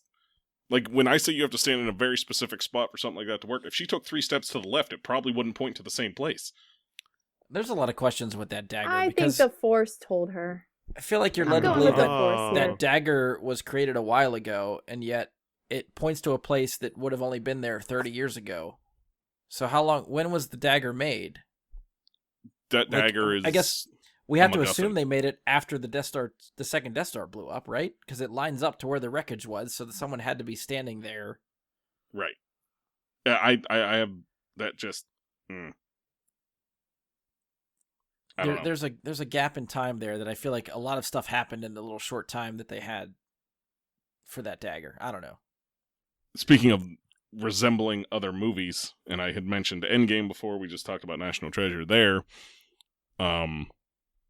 Anybody get Independence Day vibes about tell them how to take these sons of bitches down at the very end of the movie when we're traveling from planet to planet and seeing all the different Star Destroyers tumble down to the ground? I got that vibe initially on the first one. I was very Robert Loggia feelings there. Did someone pull a holdo over Endor? That's what it looked like. Yeah. Well, yeah, and there you go again with that. With like, like that was another point I wanted to make is how many shits on The Last Jedi they intentionally took. Oh, I wrote down a couple. Yeah. With them taking that shot at Holdo, and then like you said again at the end of the movie, showing that 1 in a billion chance working. It's like, you know what? You don't know what the fuck you're trying to say, JJ. You're just putting shit in there to make fun of things, and it's like, you know what? I don't know. I didn't like it. I didn't like the way he treated that. Did anybody catch the biggest dig, at least in my opinion, for at the Last Jedi? That's not what you do with the Jedi's weapon. Yeah. Yeah. And what first, the like? Luke gets the lightsaber in The Last Jedi. First thing he does is throw it over his shoulder off a cliff. He catches the lightsaber in this movie. The first thing he says is, "A Jedi's weapon demands more respect." Yeah. If that's not a dig at The Last Jedi, I don't know what is. I don't know. I took that as like he's learned his lesson. Yeah. Oh. It's a far turn from the character he started at with The Last Jedi to where he is in this movie. Like, death has made him a lot happier. Would he have considered himself a Jedi at the point that Rey hands him the lightsaber? No, he wasn't. It's still a Jedi's weapon, though. He's not. Yeah, but he wasn't in touch with the Force. It is, but he wasn't off to the Force. Right. Yes. So was he a Jedi then when he chucked it over his shoulder? In his mind, I don't believe he was. So the fact that he's come out the other end and now feels like a Jedi, he's okay talking about what you should do with a weapon? He's respectful of it, yes. All right, Andy. I'll Maybe. give it to you. Yeah. to move on, I will let that go for now. Because like I said, I want to get a couple things. I'm sure you guys will talk more about this. You can refer back to what I have to say very quickly. Rose Tico deserved more respect and place in this story.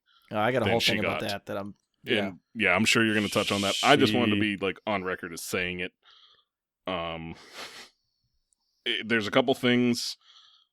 If you're going to have Finn start a statement and never finish it, why have him start it at all and bring it up multiple times throughout the movie? Whether it was about him being Force sensitive, whether it was about him loving Rey, it makes no fucking sense to me why we don't get some final resolution to that. I think I saw JJ confirmed the former in an interview post. It still doesn't. It still doesn't sit well with me because they make it seem like he's going to tell her he loves her. They make it very, very much like that. He would not express it that way, falling through that sand. If it was going to be Rey, I never got to tell you I'm Force sensitive. What? It doesn't. I don't know. It doesn't play well with me, and not giving it that final. I've come around to that moment in repeat viewings. I just want a resolution to it. That's all. Yeah, I just think like knowing what he's trying to tell her the rest of the movie, I think it plays okay.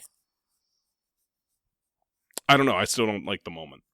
I don't like it being a debate moment of like he's not actually in love with her, but it's Force sensitivity. Yeah, I don't like that because he has a lot of conversations about the Force, which is in the fine movie on as its well. own. And you kind of come to that conclusion through the things the conversations he has with Jannah. I agree, but I didn't need him trying to shout to Rey about something. Is what I'm getting at. Mm-hmm. That moment of him trying to shout to Rey, I feel like it's purely there to create confusion or something. But moving on from that, my biggest bugaboo that I would also like to mention is, so in the 30 years-ish since Return of the Jedi, Palpatine has survived, which we didn't get explained, managed to raise an entire Sith army, which we don't get explained, create a league of followers on Exegol, which we don't get explained. And none of this rise of his final order or Sith army, whatever you want to call it, is given any explanation or any attempt to explain it whatsoever. Because this isn't the old Empire. The ashes of the Empire are what created the First Order. That's how the First Order came to be. These aren't the same people. We even see that where like the guy who ends up being in charge a bit in for the Final Order and Sith Army is actually with the First Order before he goes to the Sith Army, like before he re-pledges his allegiance to Palpatine. Yeah. At some point in this film. when he figures out that he's there. But where did all this come from? How? Just some snippet. Give me 5 minutes of something to just... I feel like sometimes what Star Wars is really good at is giving us the backstory after the fact. So, which works for no us who argument there. like Yeah. who, we eat that stuff up, but for people that are going in this movie just to see the movies, they have no idea what the fuck's going on. Yeah. But I mean, at the same time, maybe those people don't give a shit. Like, they're here. They just said that they're there. That's all I care about. right. It's just acceptance. For us, though, that eat up every little detail, I'm with Mike. I need an explanation there. Yeah, it's too coincidental. Because I don't know if all just those be hooded like... people are like clones of Palpatine, if they're zombies. I don't fucking know. I heard somebody like try to explain. I kind of just... Go ahead. I felt that they were just sort of Sith in spirit. But they don't do a goddamn fucking thing. Like, you could have had an empty arena, and I think had the same effect. Yeah, they wanted the ambiance of them chanting. The Star Destroyers are the threat. Those people in the stands, they don't do shit. Right. And like, what I was going to say is I saw somebody try to explain them away as a force projection, but they're still there after Palpatine's gone. And they have to show them being destroyed by all the rubble. So they were actual living beings. Were they the Sith race that lived on Exegol? Perhaps, and that's why like Palpatine went there. Who are they? Just It could be under the influence of him. Well, right. But give me something. Just It explain had a very, it. That's like, all I'm asking for. Like Voldemort, it's just... Death Eater kind of a feel to it. Right. Yeah. Yeah. They're definitely worshiping him, but who are they? You know, like that's to me the big question. The other one and the biggest question as well, like another huge unanswered, like he says in the very beginning of the movie, I created Snoke. Yeah. How? Was he, like, and then we see failed Snoke clones of some sort or some shit? Pickled Snoke. Yeah. We get nothing more on that. That to me would be a very interesting thing to have a short conversation about how and why Snoke was Snoke. Yeah. What, like... They want you to forget about Snoke. Snoke's not the important one in this movie. It's Palpatine, so they just want to play it off like, okay, he's done. Forget it. Yeah. So, all that said, I feel like I'll wrap up my own thoughts here before I hop out. I feel like this is actually an okay end to the saga that was just done very sloppy. I feel like the sloppiness bugs the shit out of me, and maybe it shouldn't. The fan service was good and bad, depending on which specific instance we're talking about. But I'm okay with where the story goes. I like the story. Yeah. I just don't like how it was presented. And I agree with that. I wish it had been presented better. Mike, one thing I'm thinking of, I should have brought it up when we were talking about the bloodline of Palpatine and stuff like that, but one thing I had in the back of my mind as to why that irritated me is because you, me, and Ian debunked that theory like 3 years ago, and I thought we were pretty fucking right in our explanation as to why it couldn't happen. And this movie just flat out said, nope, you're wrong. I didn't know if that irritated you as much as me. Do you have the info on how we debunked it so we could discuss that? I remember going through, I think the one thing that the internet grabbed onto was when she fought Kylo in The Force Awakens and how she pokes with her lightsaber. Everyone's like, oh, look, it's the move that Palpatine did. And we're like, no, that's fucking stupid. How is that your signifier? And I thought, I don't know, I thought we had a handle on that. And then this movie's like, nope, you're wrong. Completely wrong. So that just kind of irritates me. Fair enough. How do you feel? Are you does that make you feel any better or worse for what they did to us? Throwing us under the bus, kind of? I mean, I feel like we discussed more about, like, Snoke being related to Palpatine, and had that been explained more, maybe we would have answers to our theories about that from the time.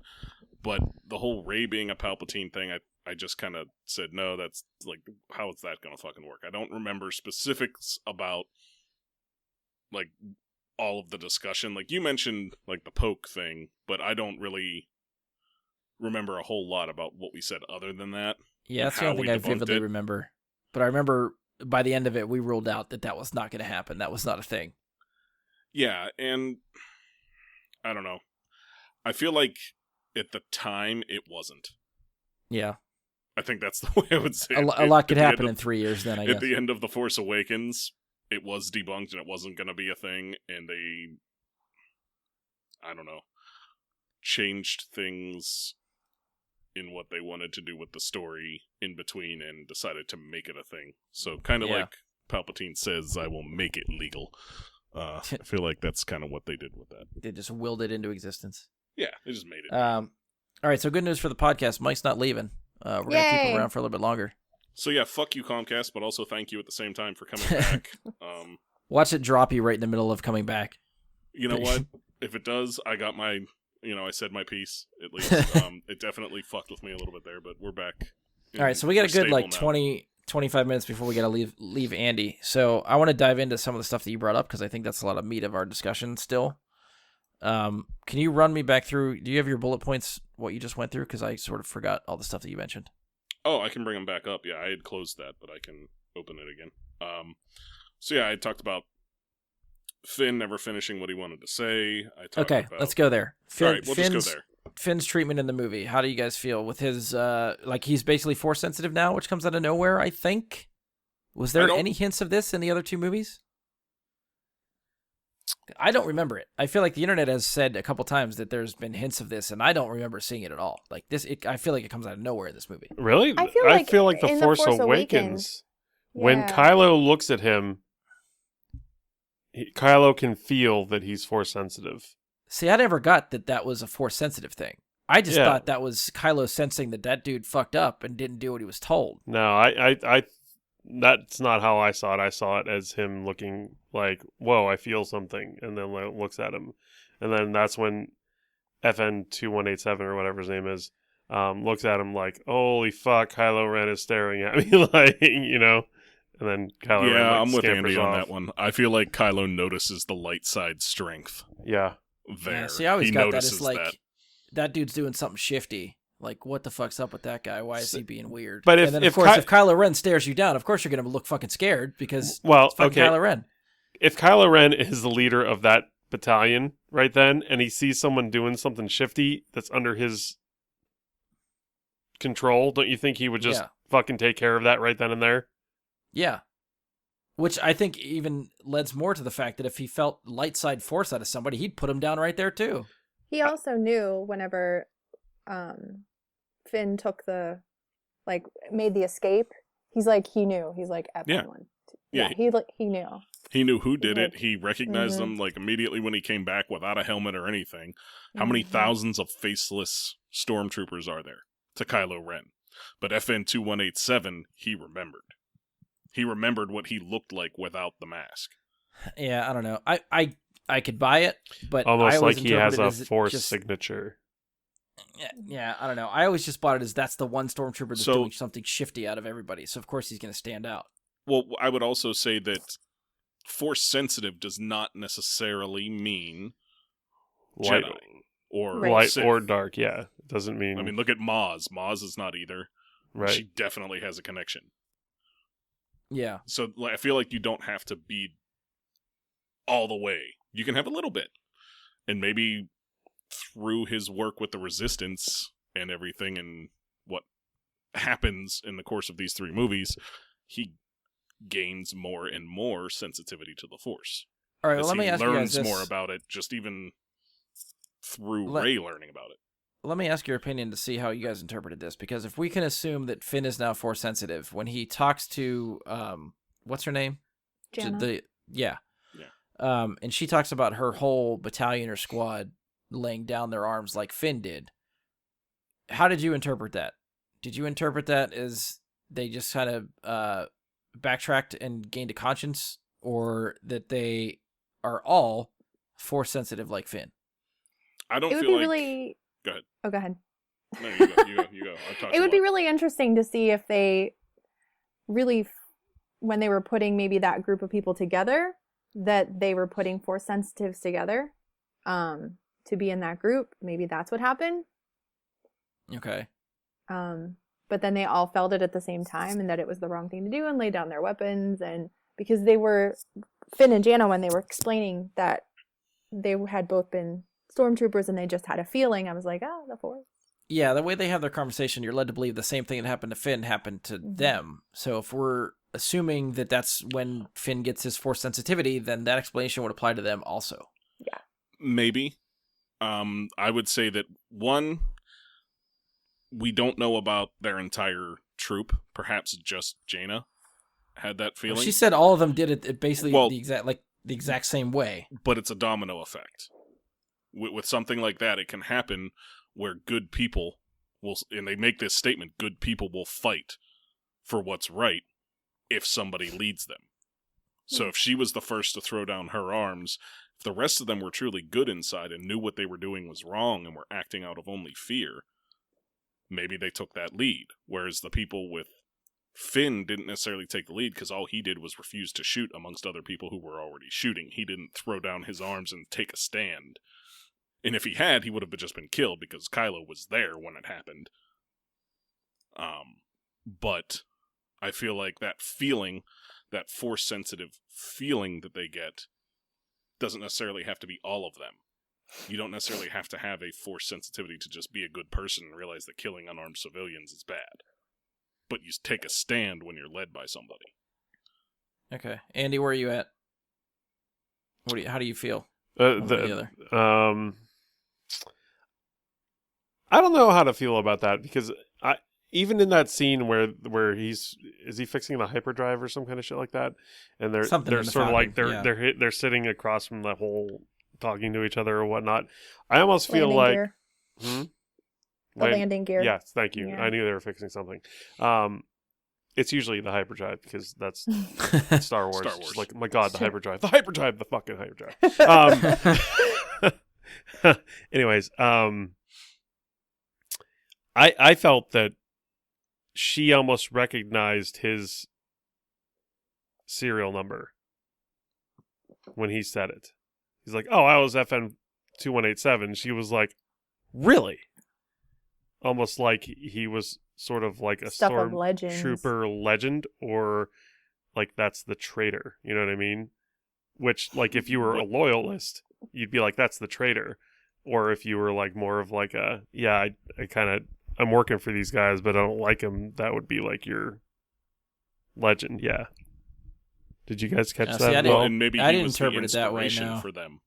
Yeah, that's to do what they did. Right. She recognized it, and I thought both of them said, like, I feel like it's the way I interpret it anyway is that it's a surprise for both of them. They each think they're a one-off case. Even if Jana and her whole squad turned, like, they just think they're the exception, just them. So even just comparing stories and hearing that it happened to somebody else across the galaxy in a completely different area, like, that's surprising to both of them, is the way I interpreted it. It's finding a like brother or something like that. Yeah, I don't know. Maybe I saw it differently, but it seemed to me that she sort of got more excited when he told her his serial number, almost like she recognized it. Okay. I would have to watch the scene again now. Now I want to see like that scene again and pay more attention to it. Now I've only seen the movie once, so I've seen it less than all of you, but that was my impression when it happened. As far as her being Force sensitive, I don't think she gets enough screen time for us to really catch that. Yeah. Yeah, we just get that one little inkling there. Yeah. Well, if you're led to believe the way the movie ends, you're probably going to find out more about her somewhere else. Probably a book. I'm okay with that. Yeah, with Lando. Yeah, that was cool. I like that. Yeah. I've seen a couple of really bad takes about that being Lando shooting his shot with Jaina. And it's like, no, he was not like... If anything, she's his kid. Yeah, I feel like Lando was like, I've been around a bit.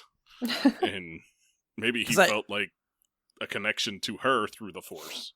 See, the one thing that I feel like there was a book that hints at Lando settling down that I've read.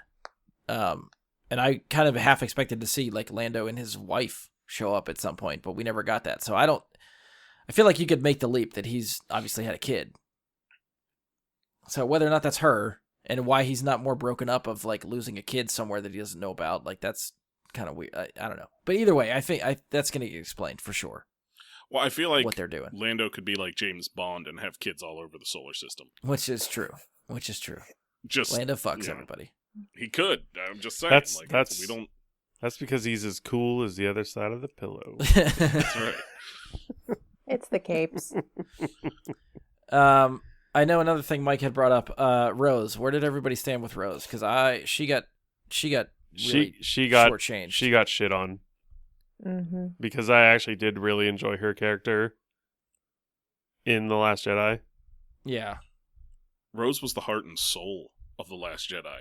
I know that's going a long way, but the entire damn story centers around her and her sister, and the way that she feels about it. Mm-hmm. And I think. Sorry, Andy. Go ahead. I read this somewhere. I want to say it was on the internet, so I don't know if it's true or not. But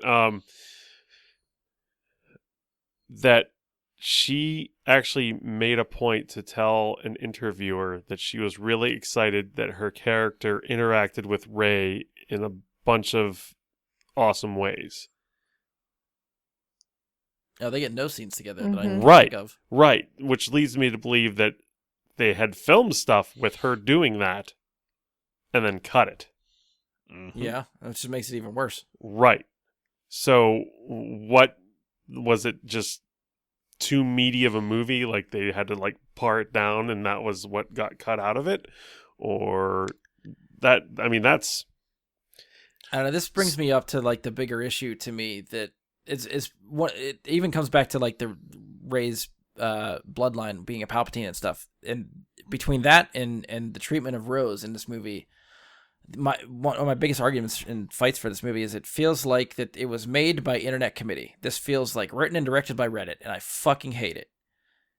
For all the shit that Kelly Marie Tran got after The Last Jedi and the crap online, for all those people demanding that character be killed or written off or whatever, and I feel like she should have been front and center. Like exactly, yeah. This is the movie for Lucasfilm and Disney to say, "Fuck you guys! You cannot get your way with that type of behavior." Yeah, she should have been running with Poe. She should have been running with Finn. She should have been running with Rey.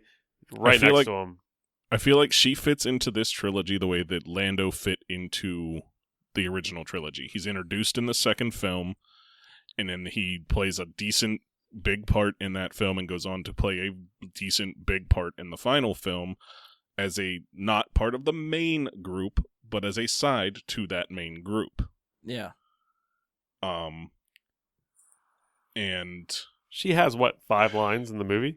Well, I mean, that to me is another big, huge fucking problem I have with it is Dominic Monaghan's, I don't know his name, throwaway character has more lines and screen time in this movie than Rose. Yeah. And if you look, there is a visual dictionary that was released with this movie. Dominic Monaghan's character has a 2-page spread in that visual dictionary. Kelly Marie Tran and Rose got a half of a page in that visual dictionary. And I am thinking to myself, what the fuck? Yeah. It was, to me, very poorly handled. It's like the message of this movie is if you complain enough online about what you don't like, the movie will fix it for you on the next round. And that's not... They took all the wrong fucking lessons from the way The Last Jedi was treated online, and they completely went the opposite way with this movie. I still don't get... I fight with people at work about this. I still don't get people hating The Last Jedi. I just don't get it. Yeah, I'm not going to get political in a podcast. It's all those I people could that loop boil it that in... down very much for you to a political stance that people have. I agree. That's where it came from. It's all those people online that are saying, the quote-unquote fans don't like this character, don't want this character. Don't loop me into your definition of fans, because it's not what all the fans want, it's what you want. Stop looping us all together. What, 100,000 people or so went to Celebration? Yeah. Mm-hmm. And the loudest cheers we heard were for the people that the quote-unquote fans had given the most trouble to. Yeah. Ahmad Best for Jar Jar and Kelly Marie Tran for Rose were the 2 biggest applauses. And if Jake Lloyd had the willingness to show up, he would get an even bigger applause, because that poor kid, they ruined his life. Yeah. So, let me say again, those fans were pretty resoundingly told that they aren't as much of an influence as they think they are. And then come this movie, and it's very clear that Lucasfilm let them influence them a lot. Yeah. Which means the lessons taken from this is that's the trolls are going to think this works. Make us think. So don't think that behavior is ever going to go away. It's going to continue now because of this. Yeah, make us think. It'll stick. Yeah. So I mean, I do hope that we see more of those cut scenes, because even in some of the magazines, they were showing Rose and Rey together. Which I think would have been a really cool interaction. DVD. Right. Yeah.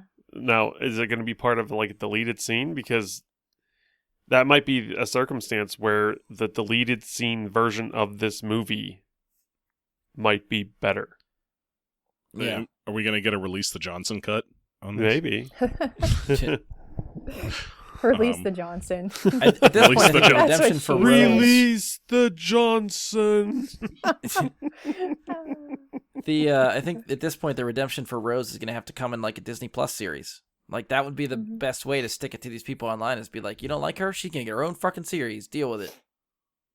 It made me very Make sad. her family line play a huge role in the Obi-Wan series. When she said that the general wanted her to stay behind to learn the schematics of the... You knew exactly where she was going to fall in that movie with that I'm like, line. we can't all be on the adventure. Like, I get it. I do. We can't all be on the ship and go and have the adventure. Except they introduced like 3 or 4 other characters on that journey, which Rose, I feel like, could have done some of those scenes. They don't have the leadership, though. They needed people to stay behind. Not everybody can go. I wanted to see more Rose and Finn. Yeah. Yeah. Mm-hmm. And that was pretty much non-existent. Tap on the shoulder was like, oh, I know. Yeah, and that was it. Yeah. Yeah, the Rose and Finn thing should have continued to be a thing. Because that was they a weren't huge gonna do the thing on Crate. Huge. Right.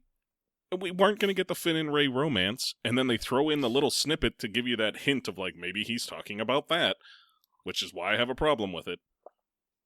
And then they do nothing with that, and it's about the Force. Okay, then don't put it in.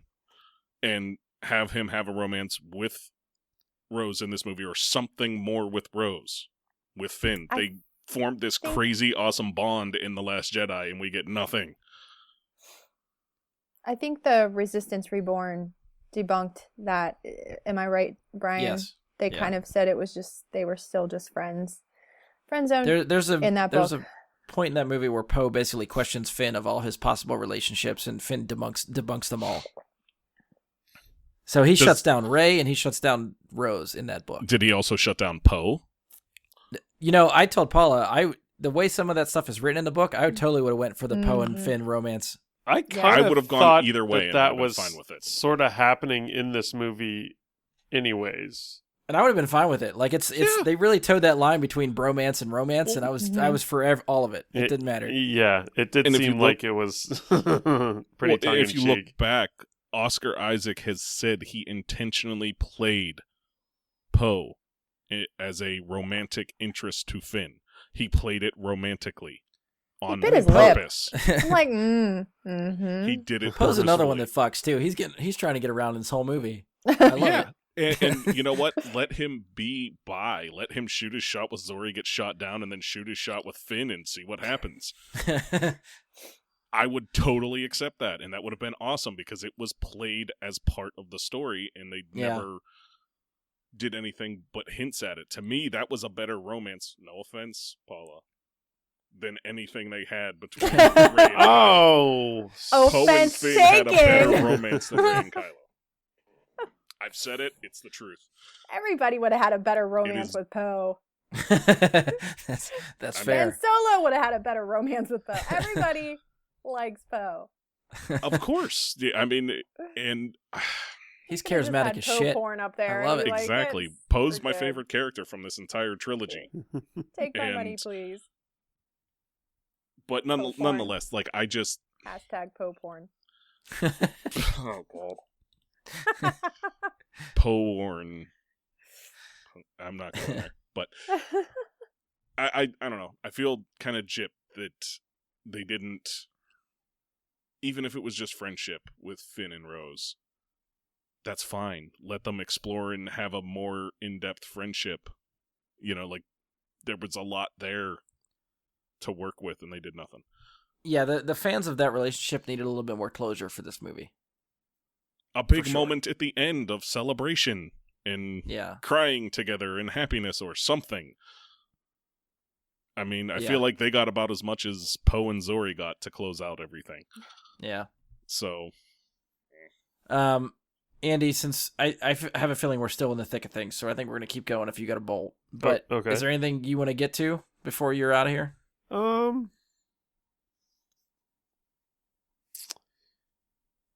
How did you feel about the droids? I liked them a lot. I thought Dio was great. I really, really like his design and how he worked, which I didn't realize until after like the second or third time seeing the movie, but J.J. Abrams did the voice for Dio. Oh. Which was cool. I love BB-8. I love seeing him do a lot of stuff. R2 got the shaft. He's not really doing a lot of stuff. C-3PO got some time to shine, which is good. Yeah. I think that's everybody. I like Dio playing a role we have not really seen before, and I like that they're exploring droids a little bit, that we got to see an abused droid. Yeah. And what happens when you mistreat a droid so greatly for so long. And like we got to see like different angles for droids in Solo, which was fun. And now we're getting to see this angle here. I like it. I like what they're doing. So yeah. Dio does not rank up there as one of my favorite droids, but that's more of a testament to how good the other ones are. Okay. I guess. Did you like the droids? Oh yeah, I liked it. I loved Dio. I thought he was awesome. He made me laugh every time he talked. I was a little skeptical about it at first. I'm like, what is this little thing they're rolling out on stage? Yeah, it kind of. How much emotion can we get out of this little droid? Right. Like, really? This is what they're bringing us? It sort of reminded me of the Pixar lamp that jumps at the beginning. Oh yeah. Yeah. I can see I was like, oh yeah, that's weird. Anyways, do you guys know? I read a little bit on an article about this, but Kylo Ren is on a planet, kicking the shit out of this planet right when the movie starts. Boom. He's just like red lightsabers flashing. He's just slashing, deflecting. Do you guys know where he is when he's doing that? I wish they would have introed it the way they did with Rogue One to different planets and just said Korriban. That would have been cool. Or if it was Dathomir, just say Dathomir. And I've heard the internet say that it's Mustafar. That's also what I heard. So is he raiding Vader's castle in that circumstance right then? Because he has to get the Wayfinder. That's what he's searching for. He's not at the castle, it looks like, but somewhere on the planet. Like there, right? Who knows what Vader kept there? Whether it was in his castle, outside. It doesn't look like. But I feel like he was dispatching Vader zealots. No, I just saw them as natives to the planet. Yeah, I didn't think they were.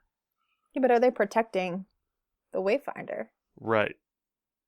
They're obviously possibly, but I mean, it doesn't mean that they're zealots. They could just be protecting what's on the planet to begin with. Period. Not knowing what it is, really. I don't know. More of an explanation again. Yeah. Would be great. More context to what's happening. I guess just the way I interpreted it was that they were locals to the planet. He's just killing indigenous population. Just for the That's what I figured. Well, I mean, he does kind of do that. That's kind of a first ordery thing. His MO. If you're between him and what he's after, he's going to take you out. Okay. I kind of after reading that article, dinner. Yeah, was more thinking that these were people protecting Vader's area. Yeah, I think if it was Mustafar, I think they should have made it more clear, and that would have been something that Vader had in a vault in his castle. Like go to the castle and raid the castle would have been cool. I mean, the outside view of the planet to me does not look like Mustafar. That would be my whole thing. They show this very red planet, not this very orange planet. I mean, they're pretty similar, so I don't know. Orange and red are pretty close in colors. That red and lava are not that close. I don't know. I interpret it as Mustafar. The internet seems to believe it's Mustafar. That's all I've got. I haven't heard another planet. Okay. I would just prefer something more. I'm going to go back. Like, I want to look and see. I can't remember if we get an outside look at Mustafar in Rogue One. I mean, at the very least, we should see it in Revenge of the Sith. Yeah, but I remember it in Revenge of the Sith being, like, orange. Like, I feel like it looks from the outside the same way Celeste does. Yeah, then I don't know. But I feel like we may get that look at it, and I want to go back and check out those scenes in Rogue One. And I feel like that could be where your answer is. If we get the same look from the outside of the planet in Rogue One as we do here, then yeah, it's definitely Mustafar. If we get an outside look at a planet that looks different, then I would say it's not. Because it's the same group of people making the planet look that way. So I would have to check that out. I was always under the impression that Mustafar didn't really have a forest, though. And they're in a look like they're in a forest, which to me, it's a volcanic planet. So I didn't expect like vegetation to be there. Yeah, I feel like there's... So that throws me too, so I don't know. I mean, doesn't volcanic ash really, like, provide a lot of nutrients for plants and stuff? Isn't that, like, why a lot of Hawaii is so densely lush? Yeah, that could. Yeah. Yeah. I thought. All right, I'll buy that. Yeah, and there's definitely ash all around them when they're fighting. Right. So I'm going to leave you with this. Like, it's a Star Wars movie. I'm going to love it. If you gave it a rating out of 10, where do you stand? Out of 10, I would probably give it a... I don't even remember what I gave The Last Jedi or The Force Awakens, but I'd probably give it like a 7.5, 8. Okay, that's a little bit lower, I think, than I expected. 11 Star Wars movies that we have, main canon movies, live action at this point. Where do you put it on your list? Ooh, that's tough because I'd have to weigh each and every one of them and make an actual list to do that. So it's a question I wanted to ask, but I didn't want to put anybody on the spot. Just right? Because I've made the list recently myself, to know where. I know that list is going around, and people have been asking me lately, but I have not actually sat down and been like, okay, I really have to think. It's going to be one of those things where, you know, whatever movie I'm currently watching is my favorite. Okay. So it's going to be tough to say. And maybe I can come back around to it at some point. But right now, somewhere in the middle. Homework for Sunday. Yeah. I'm going to say somewhere in the middle. Okay. Right. That's fair. All right, we cutting you loose? Do you have anything else? I don't think I have anything else. I enjoyed it. I would really like to go see it in IMAX and get like a really good... my first experience, there was a guy behind me who sounded like Darth Vader in his breathing and kicked me every 3.5 minutes. So I had the same experience in the first time I watched it, except it was a child that was like talking through every scene and kicking my seat. Yeah, and he was choking on his popcorn, and I had popcorn in my hair when I left, so I was not real happy about that. And I would like my experience was not that bad. A better experience than that.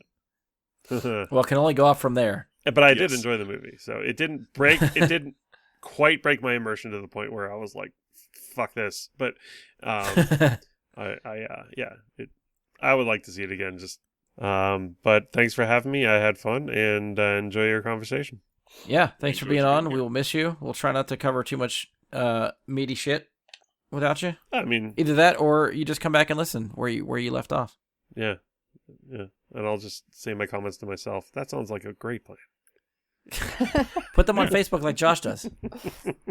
Just film yourself reacting to the rest of the episode where you just react honestly and like Mike's a dumb fucker. Like, you just say it out loud and then we get to watch it and see how you really feel. I'm gonna live stream my listen. There we go. I love it. Do it. Tie into the podcast. All right. See you guys later. It was fun. All right, Andy. Bye. See you, Andy. All right, so we have cut Andy loose. It's just we're now down to 3. So I don't remember, Mike. What were some of the other bullet points you had? We talked about Rose. We talked about whatever else you tried to mention when you were leaving. What else did you bring up? I mentioned that. I mentioned the holocron thing. I think we touched on fairly well. I have a note there about like the force teleportation.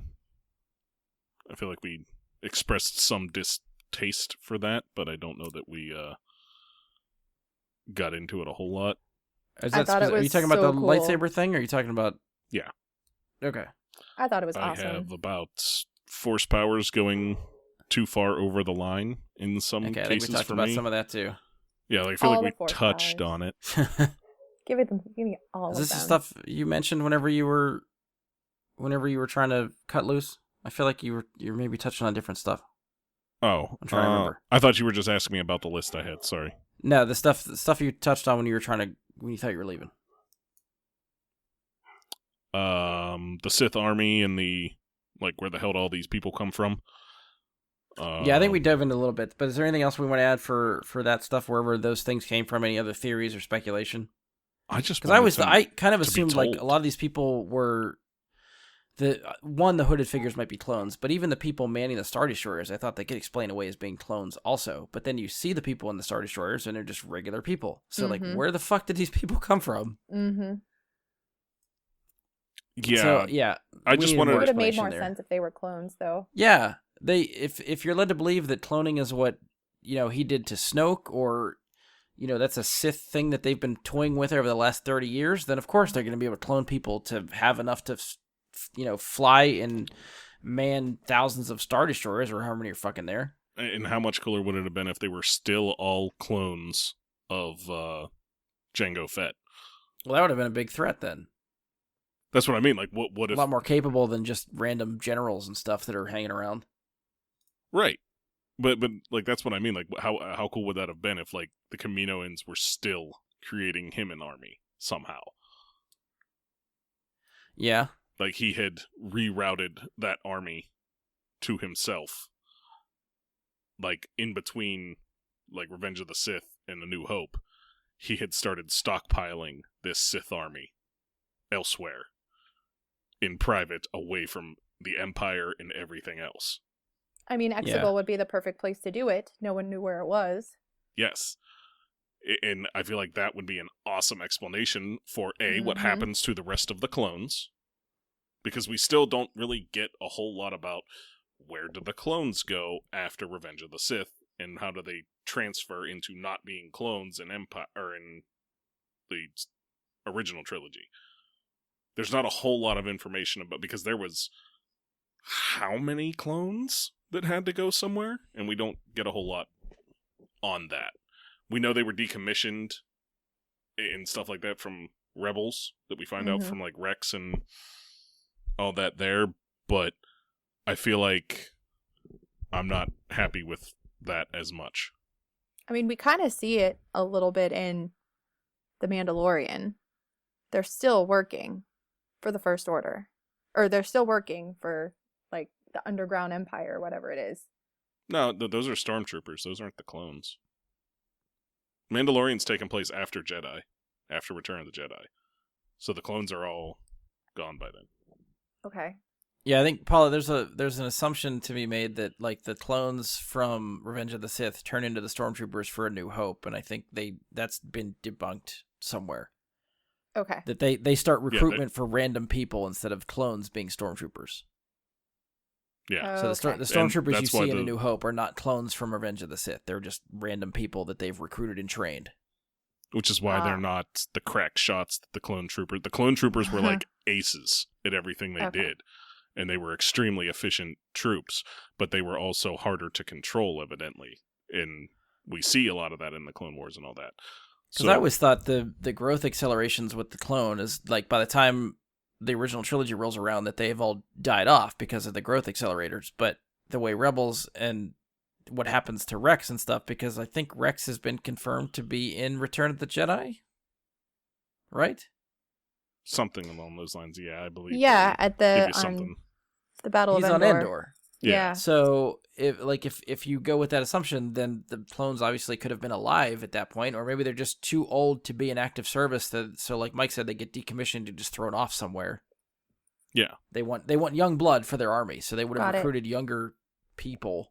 Right, and what happened to all the clones that were being made? When did the Kaminoans stop making clones? I would have loved that as an explanation for where the Sith army came from. That, to me, would have been an awesome tie-in. And maybe it still is. Maybe the officers aren't, but the general troopers are.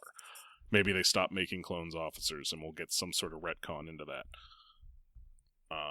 But all the same, it would have been cool. But we can't have all the answers. Like, they can't possibly take every question that we have and answer it in 2.5 hours. Like, it's impossible. I agree, True, but I would some argue... things are really big holes. And I would argue for something they're being billed as the conclusion to this saga, the end of the era. This is the movie where we should have gotten more answers than questions. And I feel like I'm walking out of here going, what the fuck happened there? Why is this here? You need to explain this. Like, that's not the way I wanted to feel after this movie. Everything should have been wrapped up in a neat little package by the end of this one.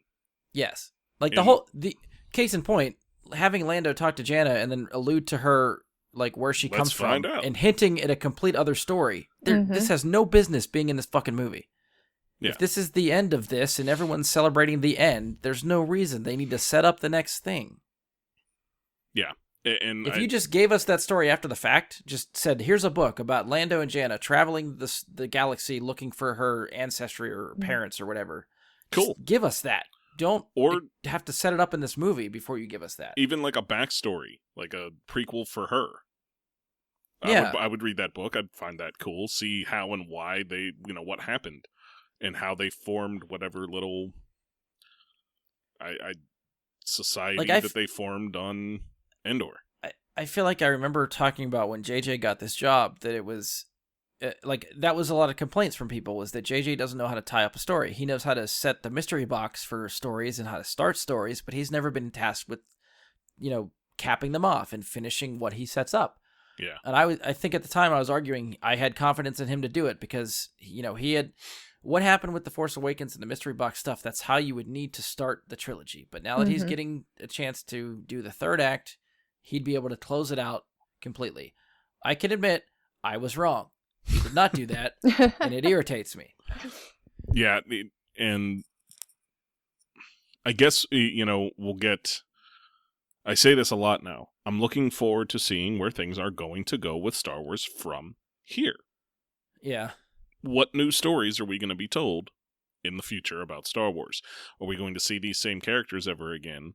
Or are we going to completely different timelines and completely different stories for the saga? Yeah. I, for one, I hope that they take it completely away from these characters. Not that I don't like these characters, but I think we talked about this earlier when we talked about the escalation of threat. We didn't say it that way, but the escalation of threat, they just experienced basically the maximum amount of threat you can experience in Star Wars. A single person able to take down an entire fleet by themselves, and if they continue with the same characters, having already defeated that, what's the next thing that's actually going to pose a threat to what they are? And I don't feel like we can escalate from where we've already gone. So I feel like they leave it where it's at, and I'm okay with it. Where I want to see some of the stuff from the Legends storyline. This is the point where the Legends canon novels and stuff, they got to a point where they were doing it, where every story had to do with another superweapon or another remnant of the Empire trying to cause disruption amongst the New Republic. And they got to the point where it was stale. They were just doing the same crap over again. So to kick off this new series, they introduced another alien race from another galaxy that came into their galaxy and basically waged war on them. These movies would need something like that to happen to kickstart another trilogy or like these main saga movies going forward. Right. A Kree Skrull war, if you will. Yeah. Which I think we're heading towards with the MCU. So I think they need something along that same line, and they're going to mirror each other if they go that route.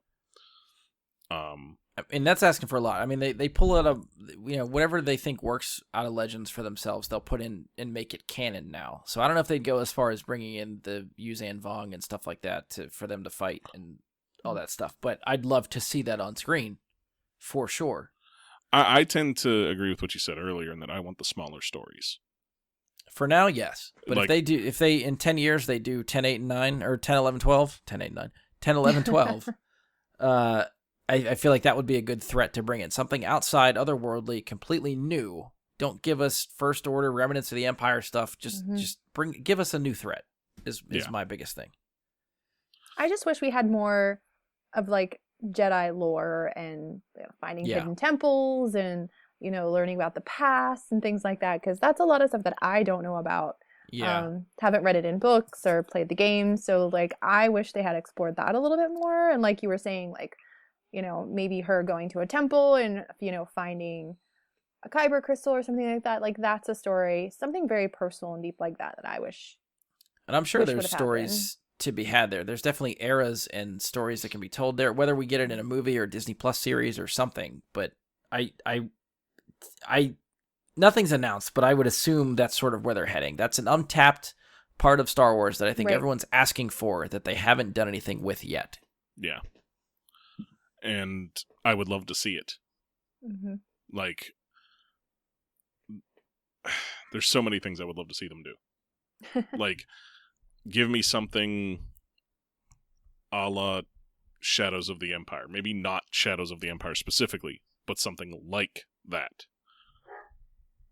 Where I feel like Solo started down that path, but didn't really go the full way. And it could have. Maybe Solo 2, if we ever get that. Hashtag make Solo 2 happen. Please. But I want to see that. I want to see, like Paul is saying, the exploration of Jedi lore would be fun for them to touch on if they went to a, Old Republic storyline. Or anything that, even if they don't do the Old Republic, it doesn't have to be the Old Republic. It doesn't have to be Darth Revan. It doesn't have to be Darth Bane. Go back into ancient times before all of this became a war and tell us how the conflict between the Jedi and the Sith started. Make new canon for it. Yeah. Give us something deep to go forward with. But I feel like we're going way off topic from the movie itself. And I know look at you, redirecting us again. Well, you like it when I redirect, and I felt like we were starting to steer off course, and then we just went down a big giant hill there. Well, as I said, this is Star Wars. These podcasts go on forever. So, but Mike, what were some of your other bullet points that you were starting to end with when you thought you were leaving? I want to because a lot of the stuff you were bringing up was stuff I intended to dive into, and then we sort of just skimmed over them real quick because we thought you were leaving. How does Palpatine survive? And what did he do with Snoke, I think is something that is worth talking about. Because we know that he survived, and that's all we get told. We don't really get told how he survives what happened on the second Death Star. Where did he go? What did he do? How did he start to form any of this? I think that's the biggest hiccup for me, is that how does he end up on Exegol? I always assumed with the Emperor being back and then seeing the remnants of the Death Star in the trailer, you're led to believe he's still in the Death Star. Like, I thought that was going to be the climax of the movie, was them finding him there. Right. And dealing with that. Do you think that Exegol was, like, whenever he was going, they were showing, like, it was a Sith temple of some sort, because there was all these, like, statues around, and I just felt like it's some type of, like, sacred Sith place for them. Oh, it definitely is. And then Dominic Monaghan said something like, dark magic, it's, Sith cloning or something like that. Right. So I think they were trying to explain it very quickly, what could have happened, and then let us come to our own conclusions. Like, I think it could be explained away that Palpatine knew about that temple from the beginning.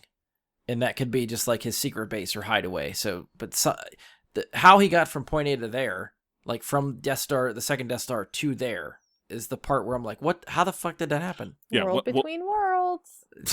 How does he?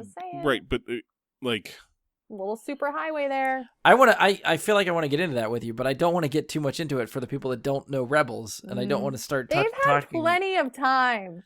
And then there's someone like Andy who still hasn't got there. So if we are talking spoilers about the Rise of Skywalker, that's where I want to stick to it. We're not going to try to get spoilers on all of Star Wars, just the movie. All the same, you can mention the War Between Worlds as a thing, and I'm not going to get into any more than that in saying that it is a thing. I'm not going to tell you what it is or anything. But in this movie, if that's going to be the explanation, Let it be the explanation. Give us that explanation. Give us a scene. Give us something. Make this movie 3.5 hours long. People would fucking eat it up. That, honestly, Paula, that would be enough for me. If Palpatine just had a line of dialogue that literally said something with the world between worlds, for us that watch the show, we'd get it. Yeah. For anyone that doesn't, it's just a line of dialogue they don't really care about. They gloss over, they move on. And it's not even glossed over. Then you give them something like that breadcrumb to go and find out where that comes from. What's he talking about? Holy crap! Maybe more people watch Rebels then. When Rey stares up at those stars and then starts to hear voices, it's the same thing as in that episode, and it's like I feel like I'm watching that episode, and that's why I feel like it's so similar. So why couldn't they have brought him in from that? Because Ezra almost did. Yeah, we'll talk about this off air. I kind of want to get into it, but not here. Okay. So we'll talk later. Because I'm just thinking of certain people that would listen to this that I know have not got to Rebels yet, and I don't want to spoil anything for them. Right, and without spoiling anything, I can say they could have just shown it. They said it, shown it, did something on screen, and that's my gripe with it. If that's the answer, make it the answer. Yeah. Make it solid. And I feel like that's something that quite often they take some, I don't know, I don't want to call it fear, but it is fear of like connecting their animated universe with the cinematic universe. And that they give these little breadcrumbs, like we see the Ghost show up, you hear Kanan and you hear Ahsoka in the end there. But that's all they give you is those little breadcrumbs and teases to it. But they don't go full bore into connecting the two universes the way that they could. I just feel like that was the connection, though. Like, why put that in there if they're not intending us to make that connection? Like, why even give us those breadcrumbs at all? Why not just have, like, Anakin, Obi-Wan, Mace Windu? I mean, they had enough people in there. Why give us Kanan and Ahsoka? Right, but I'm saying that connection. Yeah, they want us to, but at the same time, they could do more. Do you know, like, the difference for me it makes if they take the extra step and show Ahsoka and show a live action version of Kanan, and they take that extra step when the Force ghosts are speaking to her and they actually show up, it means so much more to actually validate it. And I just don't think they're ready for that. Like, they're not ready to show those people because they're not ready to cast those people. So yeah, a voice is all that we get, and that's enough for me. Well, the biggest thing is, like, if they do those characters from animation and live action and they do not sound or look like the people on screen, like, obviously if you hire an actor that looks like Ahsoka, you're not going to have Ashley Eckstein's voice. So immediately the people that watch the show are going to go, well, that doesn't sound like Ahsoka. And there's a disconnect there from the beginning. I mean, so it's harder to do that kind of thing. I get it. For Ahsoka, they can hide whoever they want a lot more than they can with some characters. And I'd also say Freddie Prinze Jr. can absolutely pull off Kanan in real life. Oh, I'd love to see him do a live action Kanan for sure. So, but in these cases, I just don't think they're going to do it. Fair enough. But I would like them to, and I feel like that's something that I'm getting at is like when they could take those jumps, they could take those jumps. But something else along those lines of taking those jumps and confirming things that Brian and I had briefly mentioned, and I had just actually mentioned Shadows of the Empire, and I'm still waiting on somebody to provide a good high definition shot of all the ships that show up at the end. Because I have heard tell, and I've seen blurry images, nothing high definition as of yet as a still, claiming that the Outrider is among the ships that shows up at the final battle. Which I've seen it 5 times, and I still can't figure out where that ship could be. Those shots go by way too quickly, and there's too many ships in the shots for me to focus on where the hell this thing's supposed to be. Right. The only ones we have that are clear are the ones from the trailer, because that's all data that people have and can actually pause themselves at this point and get the high-definition shot. Which, in that group, we know the Ghost is there. There is another one that's in there that is confirmed, and that's the Razor Crest. That is there. That's been there since the trailer. Refresh my memory. Which ship? Whose ship is that? The Mandalorian. Okay. Yeah. Okay. The I knew I recognized the name. I couldn't figure it out. that is confirmed in a still shot to be the Razor Crest. So we have the Ghost and we have the Razor Crest for sure, and we have several other types of ships confirmed. Yeah, the Ghost is front and center. Like I can't not look at that. I was in a couple ship now. scenes. Yeah. So is the Razor Crest when they first show up. It's right behind where the Falcon is. Like it's just right, not far behind it. It's just not maybe as recognizable a ship as the Ghost, because you've only seen it a few times, and most of the shots we see of it are inside it. Whereas the Ghost we've seen God knows how many times in the show. I like those Easter eggs being thrown in. Yeah, that'll be the stuff that I pause a lot when I get the movie on home video. Right, and that like if the Outrider is actually there or something close, if it's close enough, I'm calling it the Outrider. You know what I mean? Like if I see something that is like the blurry shots claiming it are like, okay, but I don't know. If when I get like the ability to pause it and I'm like, close enough, calling it. Dash Rendar is canon. Like, I'll go that far on my own.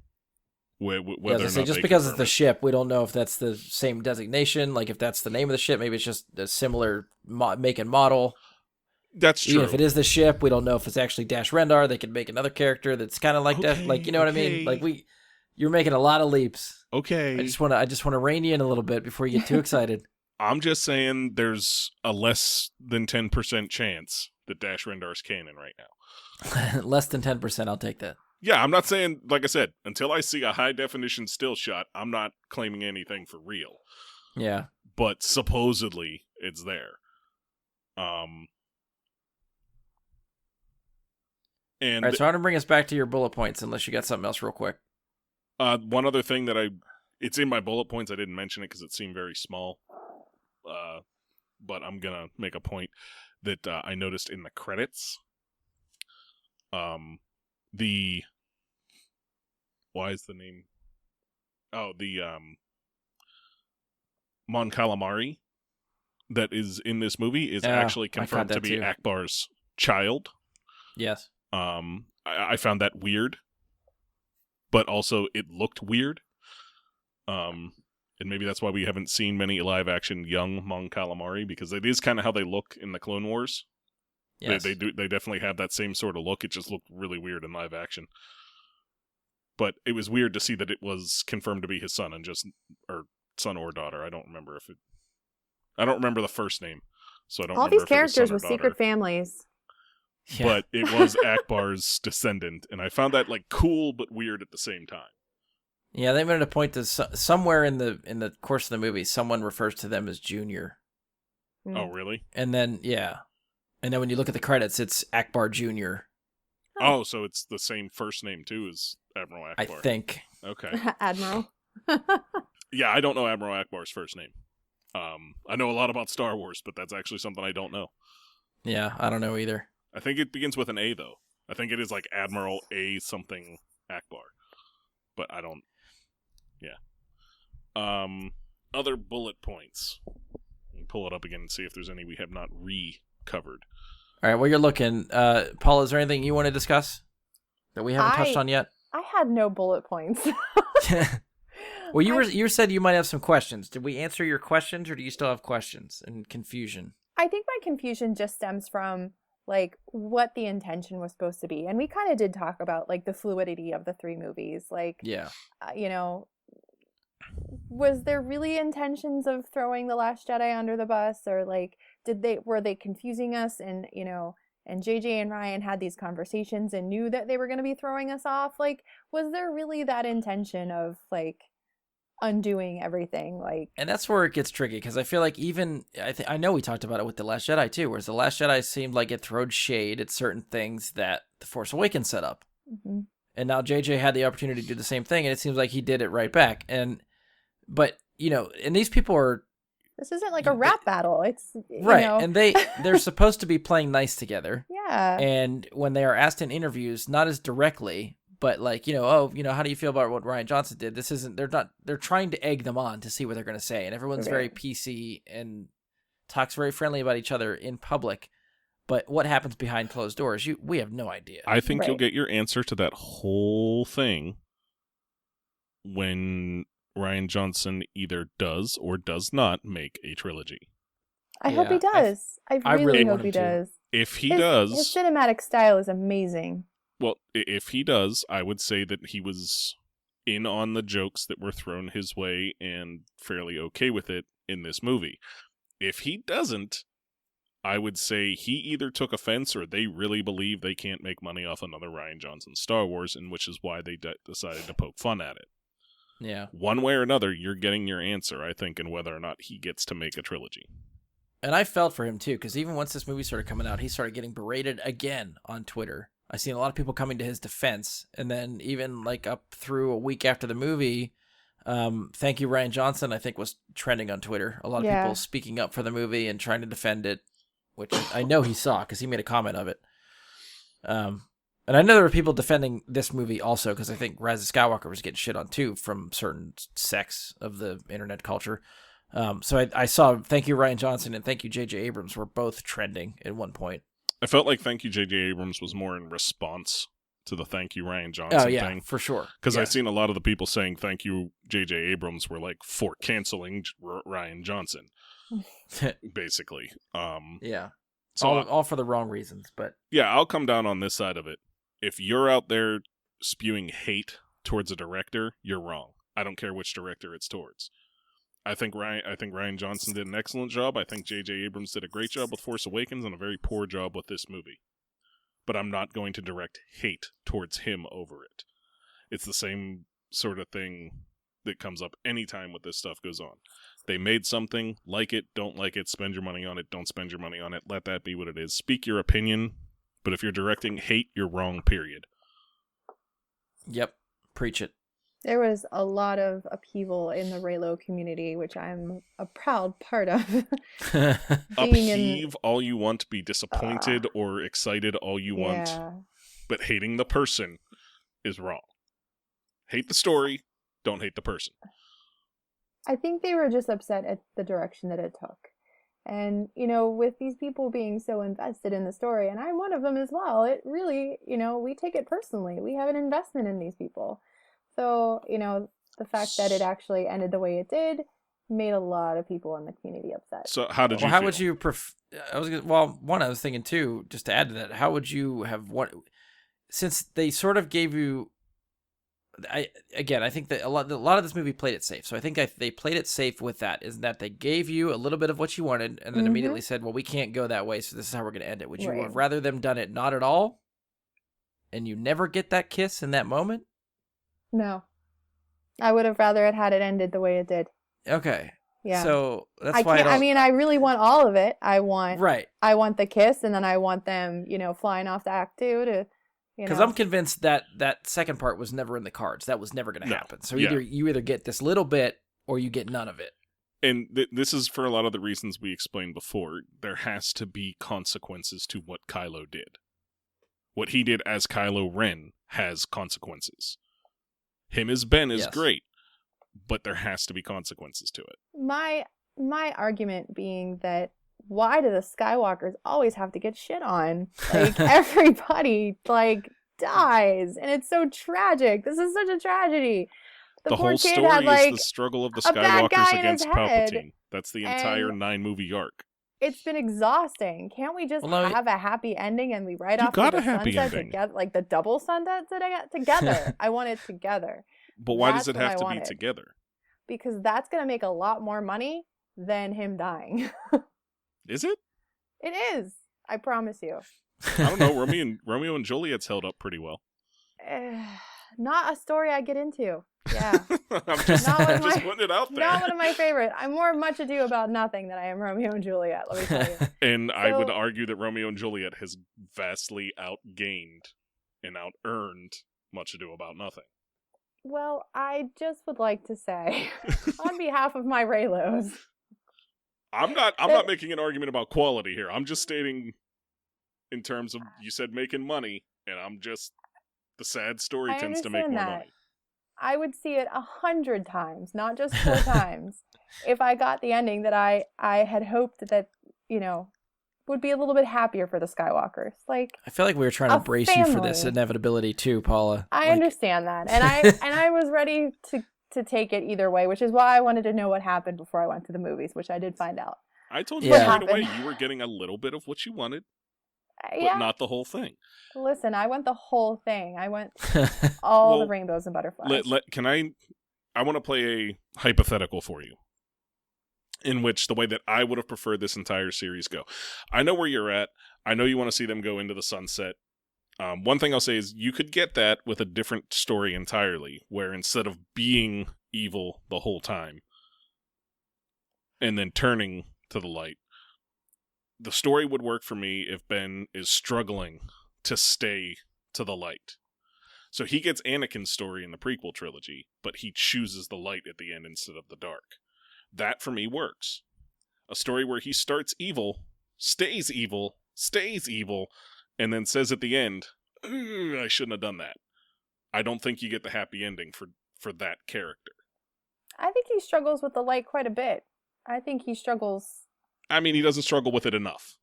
And that's my point. They don't show us enough of him struggling with it, but I mean, I was convinced in The Last Jedi his decision was made. He is bad to the bone, and he's never coming back. Right. He delves so far into hate. He lets himself devolve into the hate. And that's where I say, like, you're not going to get that ending with that character because they let him go too far into the hate. Sure, there is good in him. We all knew there was good in him, but the hate was controlling him, which means he doesn't get a happy ending. It doesn't necessarily mean he doesn't get redeemed, but he doesn't get the happy ending. That character can't get a happy ending. There has to be consequences. Now, I've said that. Let me flip the script a little bit on how this trilogy could have gone. And it requires certain elements to be changed. Take this movie, Rise of Skywalker. Make it Part 2. Make The Last Jedi Part 3. Okay? Now, again, some things have to be changed. Ben doesn't die at the end of Rise of Skywalker. He survives, kills Palpatine, and takes over the Final Order, which is instead the enemy that we're seeing in Last Jedi instead of the First Order. The final battle is instead that throne room battle with Snoke. Okay, so Snoke's already dead. We kill him off in the Rise of Skywalker to make room for Palpatine, whatever. But that throne room battle they have takes place. That's where Rey wins out the day. I think, again, it requires a lot of things to change, but I think you could invert those two movies and have a more cohesive story.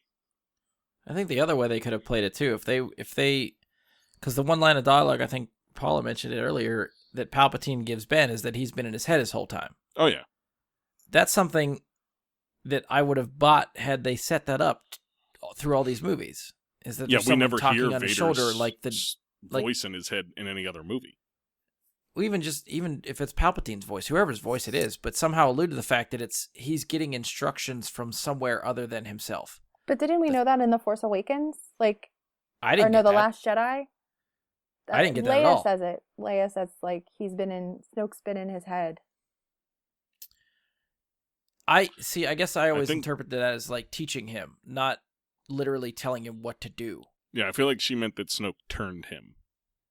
Yeah, that's how I interpreted it. It was still Ben's drive. Like I still got it as this is what Ben wants, not this is what someone is telling him to want. But right, Snoke has to get to him somehow, and it's just through his mind. He's not like visiting Ben. But see, that's not clear enough. We don't know that. Yeah. For all we know, Ben is leaving the temple where he's being trained and going off on weekend excursions to hang out with Snoke and learn from the dark side, and then come back to school during the week and try to be a good student. But we do know because he says, I've been every voice inside your head. Yeah, but we only find out about know now. What those voices said or when they said them.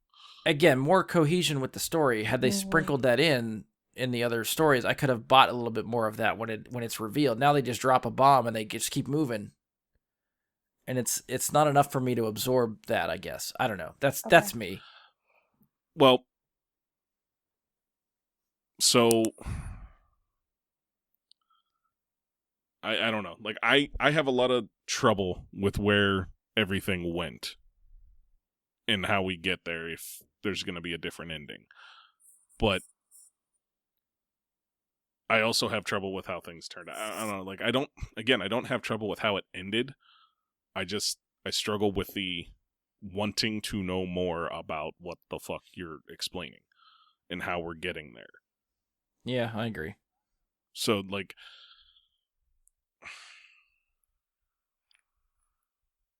there's just so many things. I'm trying to think of, like, a good example to me is, like, the entire bit with 3PO can be cut from the movie and other things can be put in. See, I almost feel like 3PO needed that much screen time because, again, this is the conclusion, end of an era. He's one of the few remaining original trilogy characters that are still in the series. He has had nothing to do the last two movies, so they gave him some meaty stuff. I'm fine with that. I like that. I am fine with him getting meaty stuff, but I would have preferred it. I would have preferred the meat of what he gets to do be used to help further other things that needed explained. Let him be a part of it. Let him play a major part in discovering information about Palpatine and, like, as opposed to just discovering information about how to find Palpatine. I don't know. Like, there's just so many things I could do. I want more meat on the bones of this story. And I feel like they could have used that Sith translation storyline time to do other things. Okay. Because I feel like it's, it was a side journey that I liked. Like, don't get me wrong, I feel like it's a fun side journey, but it wasn't what the story needed at that time. If we didn't have that storyline, there would be no Babu Frick. They could have put him in somewhere else too. Like, these are characters that could be somewhere else. He's a droid mind wiper or something. He's a droid. He didn't have to be that. He can be whatever he wants as long as he's in the movie. Babu Frick is one of my he is my favorite character out of this movie, hands down. I could hear him just like or chime just in. Favorite character in this entire movie. All right, new character. Okay. Out of all the new characters we got, I could just hear him interrupt people's conversations and go, "Hey!" the whole time. I would love it. I don't care. Well, I like that sometimes he needs translated and other times he doesn't. Like, some of the things he says, like 3PO's explaining, like, oh, he just said this, or Zori's explaining it. And she speaks in some other language to him, and then some of it you can understand, like, droid, go mind, go blank. Yeah. Blank, blank, blank. Like, you get what he's saying sometimes, and it's just gibberish other times. It's like, oh. Droid is ready! Yeah, like... he's my favorite. He's definitely fun. And among new characters, yeah, I would agree. So this something I was going to touch on earlier, and then I think we got lost track. I want to spin back around to it. So one thought that occurred to me, and just to get your thoughts, what you guys think, bringing the Emperor back now in this movie, do you think or feel that it takes away from Anakin's story? The Emperor was such a big part of Anakin Skywalker turning, and then Anakin Skywalker's redemption. And I feel like the Emperor should have been dead and done with Anakin's story. And to bring him back, I don't know if it changes the prophecy, if somehow the prophecy still applies to Anakin, if we're led to believe now that the prophecy of bring balance to the Force somehow now applies to Rey. A prophecy misread could have been. So that is Yoda's actual line. Right. So just everything's open to interpretation. Where do you guys fall? Like, what do you think? Maybe what the Skywalkers were meant to bring balance as opposed to a specific person. Maybe I just feel bloodline is what it referred to. The very first, thing that we learn in The Force Awakens is, I will finish what you started, grandfather. So I feel like all along it's been Ben's arc to defeat the Emperor, which he really didn't. It was Rey. Well, on that note, I would say I'm not sure about it negating Anakin's storyline. Maybe a little bit, but I don't feel like it tarnishes what Anakin did in any way. Personally, I didn't feel that way. What I do feel is that I guess this plays back into like the story cohesion with the Emperor and him coming back now at this point in the story. They could have just brought him back and like wiped Snoke from existence. Like never had that was the Snoke argument. It's at like all. Snoke was basically like a replacement for the Emperor, or he was being set up that way, and then dispatch him quickly. But then it's like, well, we kind of need that archetype, so let's just bring back the original, bring back the OG, Right. Which that's we were why all that- excited about. Which, yeah, at the time, Like, Paula, "Yay, when we that's were there amazing!" and saw the trailer for the first time, and the voice Yeah. comes over, you get so excited just for the Yeah. nostalgia of it. But the more you think about how is he going to fit and what does this take away from, I don't know. I guess you just start to question it. Yeah. And that's when we all I started agree. to think, well, what kind of role is, Anakin going to have in this movie? Zero. Yeah, I expected a lot more Hayden Christensen, to be Yeah. honest. Yeah. I mean, a lot more. We got what, half a line. He says a couple lines, but yes, I still It's expected at least the very least to see him. I thought we were going to Mhm. see Anakin in this movie. And Yeah. to me, that's how they could have wrapped up what you were getting at. Is that maybe we don't have all the Jedi, like helping Rey at the end, but perhaps the Skywalker line comes back. Luke, Leia, and yeah. Anakin to help her defeat the Emperor. Yeah. That to me would have resolved the conflict you're talking about in a more acceptable way. Yeah, okay. Do you guys have anything else? I have like maybe some bullet pointy things we can try to touch on and see where they go. I don't want to get too bogged down because I feel like we've been talking for a very long time, so I don't want to end up with a 4-hour episode. But I feel like that's where we're leaning. So, try to.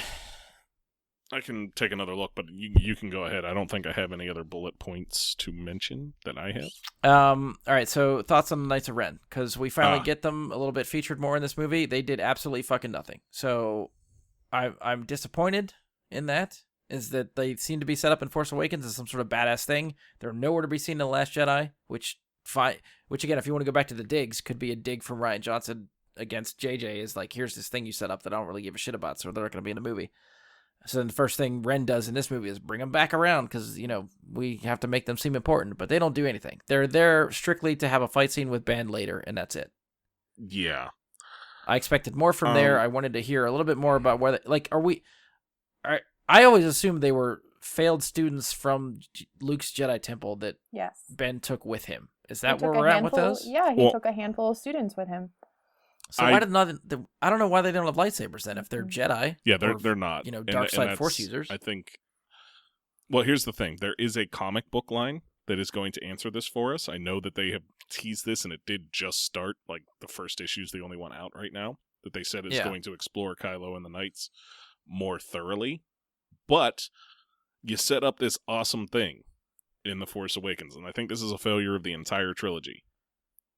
This Knights of Ren, where we get no big thing for them anywhere. No explanation, no nothing, just, they were here, they showed up, they stood there, and then Ben wiped them all out with a lightsaber.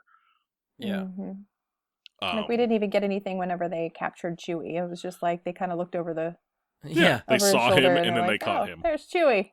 We got you. Yeah, it again, I feel like that's a major failure of this trilogy, is that they set this up and they did nothing real with it. Mhm. Yeah.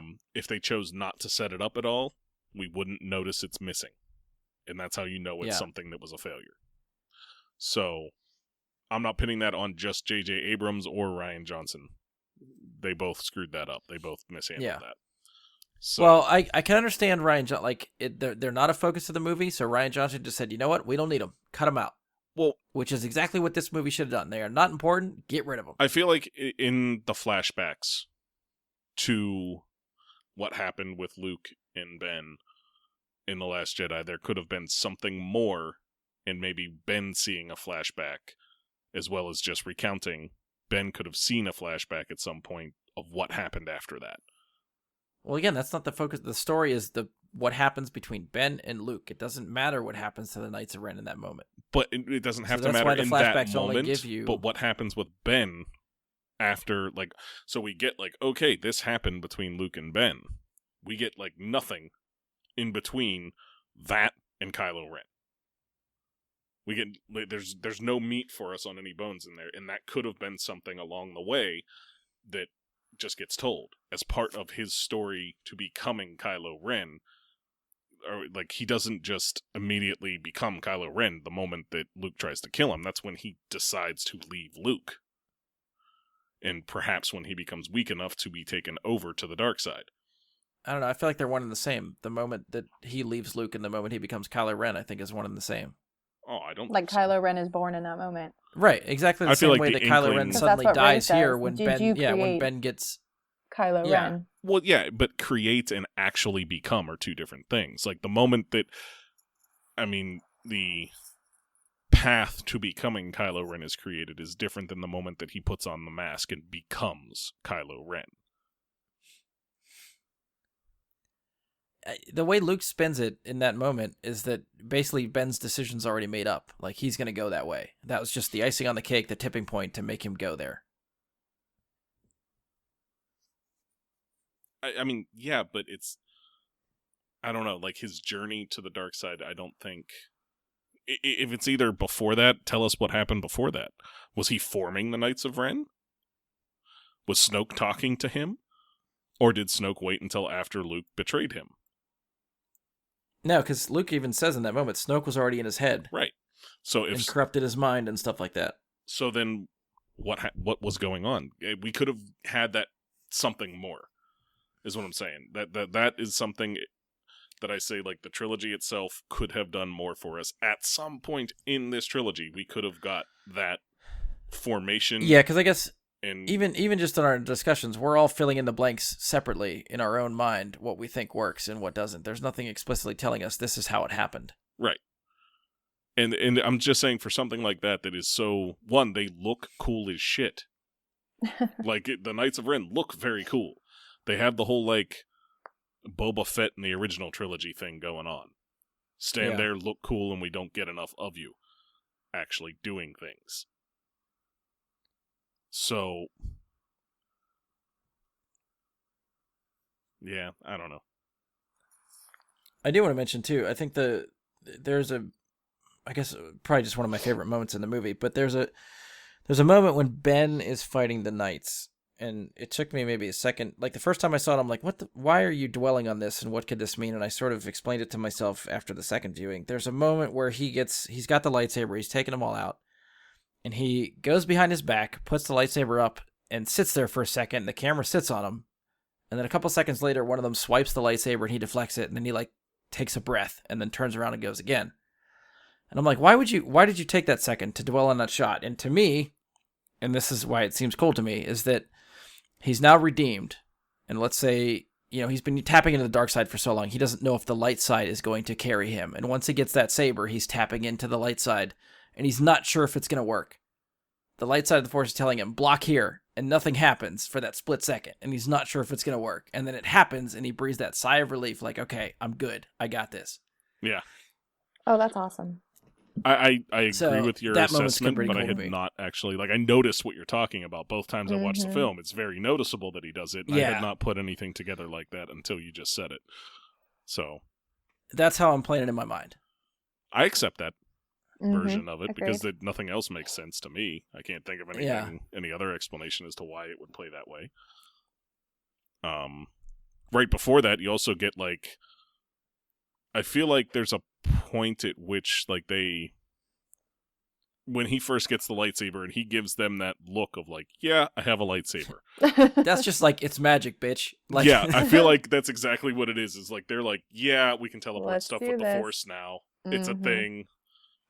I still don't like it, but I like the moment of him shrugging at them. yes. Like, I don't like the teleportation, but the moment works. The logic gap that has to happen for the way to transport things in the Force that way, whatever. But Well, they set that it's up a in cool The Last moment. Jedi. But a little the bit. breadcrumbs are there, and this movie really hammers it home that they're gonna lead to that type of thing. Right. The way that they're interacting with each other over their Force timing and stuff throughout the movie, it amplifies every time they talk that something else is happening to the world around them. Right. And I would say, like, I And I- still don't like it. Just because, like, I feel like they didn't have control over it in The Last Jedi. and it was something that just kind of happened or could happen in those moments because it's just water. You know what I mean? That we get in The Last Jedi. Yeah. And it just Give happened. me a fork, because I'm eating it up. Tasty Force time. Well, I think more Give that me like more. The Last Jedi sets up, you can't do that without killing yourself because it takes a very large effort in the Force. So if a year has passed now, are we led to believe that they both gained some power in the Force to the point where they can do it without dying? Because if Snoke was the one doing it to them before, yeah, that I had a problem with too. Why are they suddenly able to do it on their own now? I think maybe he probably opened a channel that he may have sensed that they were connected, opened that channel, and now it's a floodgate. And I was gonna say, maybe I'll answer my own question. Is the whole like dyad in the Force thing that this movie sets up, which again is a thing that came out of nowhere for me. They introduced this other Force concept that I've never heard of, and it happens the same time you get the reveal of her being a Palpatine. They mentioned this dyad in the Force and how they're connected. And in the first time I saw it, I'm so trying to wrap my head around, wait, she's a Palpatine, that I completely missed the dyad explanation. Mm-hmm. Yeah. So, but yeah, if they are that powerful and their parentage connection and lineage is significant somehow, you could explain it away that that's how they're able to do it on their own. But even Snoke explains it that, like, you know, as he was gaining power, his equal in the light would be gaining that power as well. So we knew that they were going to be equals, but we didn't know that they were going to be connected that way. So I was pleasantly surprised that they were connected, and I like that. I like that storyline.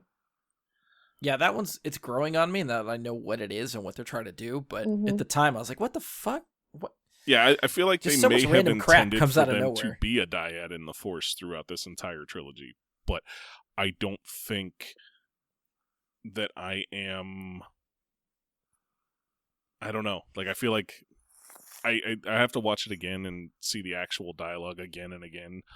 But I feel like Snoke at one point does explain away that she's able to heal him and he's able to heal her and whatnot, all that because they're a dyad. I feel like part of what he says when he's talking about it to them is that that's why it works. Yeah. But she's also able to heal a serpent, and Baby Yoda is able to heal people. And so what, like, I don't know.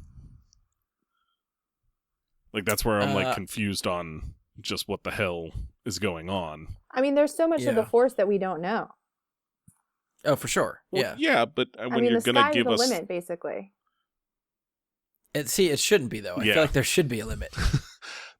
Like, it's the reason Superman has kryptonite. You cannot have an all-powerful being that does whatever the hell they want. There has to be some sort of ceiling to what they can do. Yeah. I feel like the extents we see go here that it can be explained off as not occurring for other Jedi because they're not a dyad. Okay, maybe Rey loses a lot of her abilities and power and strength with the Force when Ben dies, and she's not as powerful as she was because he's not there to be a part of her. Okay. I could buy that. You know, maybe that plays in going Sorry, forward. Paula. That's okay. But she was kind of using his moves too. Like she had his like lightsaber moves down as well. There was parallels whenever she was using it. Was it in The Force Awakens or The Last Jedi? Like when No, it was in The Last Jedi. You're talking about like when they're back to back? Or are you talking about a different moment? I feel like I read an article about like how her moves were very like when they connected in The Force Awakens, when their minds connected, like she transferred some information from his mind to her mind, and that's why her lightsaber moves were very much like his. When they had that. Why is everybody picking out lightsaber fighting styles as being some sort of connection to people? That part seems like a lot. Because she didn't have any lightsaber training, and all of a sudden she fights like him. I'm gonna find the article. Yeah, I mean, I feel like that assumption is quite a stretch.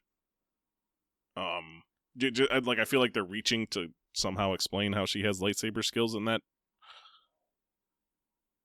but see, I think just her fighting style, like you've that movie establishes she can handle herself with a staff. So if you just put another weapon in her hand that's another half a stick, which she's using a full stick the whole time, that I think she can handle herself good enough. Kylo, I always make the argument in Force Awakens that he's had no one equal to fight against. Like, Finn takes up a lightsaber, and he's toying with Finn the entire time. Finn is of no consequence to him. It's not until Finn gets a hit in that he's like, all right, I got to take this guy seriously, and then he takes him out. Yeah, like right after Finn gets a hit in, he's like, oh, no, that's enough. Yeah, and I think with Rey, he just completely underestimates her, and by the time he realizes that she's a problem, it's too late. She's defeated him, and they move on. Yeah, like he thinks he has her beat in the moment where she closes her eyes and opens them back up, and the Force theme plays and everything. Yeah. He thinks he has her beat at that point, and then she taps into the Force, which she hadn't done in the fight before. So that's the first time in the fight that she actually tries to think like, holy shit, maybe I can use the Force to lightsaber fight. And when she does, he's not prepared, and he gets injured because of it. It's the dark side hubris, where they don't think they can be hurt, and they are above consequence. Anyway, that's how I explain it to myself. Okay. Whether or not I'm right, that's my justification. Yeah, I mean, in a lot of ways, I feel like this movie comes so close on so many things to being what I wanted it to be. In really ending things with the bang that it wanted to do. And I feel like I said before, I just feel like it was sloppy. And that, for me, really detracted away from a lot of it. It's not necessarily the story. I have issues with the Force powers. Yeah, I have issues with some of the things they didn't necessarily follow up on. Some decisions that were made. But I just keep coming back to the word sloppy. And I felt like there was a lot of stuff in The Last Jedi that when I saw it the first couple times, the decisions that were like, whenever the twists happened in that movie, I remember not really liking or feeling like I was on board with those twists at first, and eventually I came to terms with it, and now I really appreciate the risks and stuff that movie took. And with this movie, I kind of had the same feeling with whenever these reveals or twists happen, that I don't feel like I agree with them and how they work, and I'm hoping I come around to this movie more after some separation from it. I've come up a little bit, but I'm hoping I feel a little bit better of it after, So by the time it hits home video or something, that maybe I'll feel a little bit better about it. You got served a piece of filet mignon with The Last Jedi. You went back to that same restaurant, and they had a chuck steak for you this time. And were our expectations too high? I think, yeah. I mean, but as much as I try not to, I just think that's inherent. It inherently happens with me with something I'm looking forward to a lot, Star Wars especially. So my comparison is going to remain the same. We had 2 amazing sagas come to a close this year.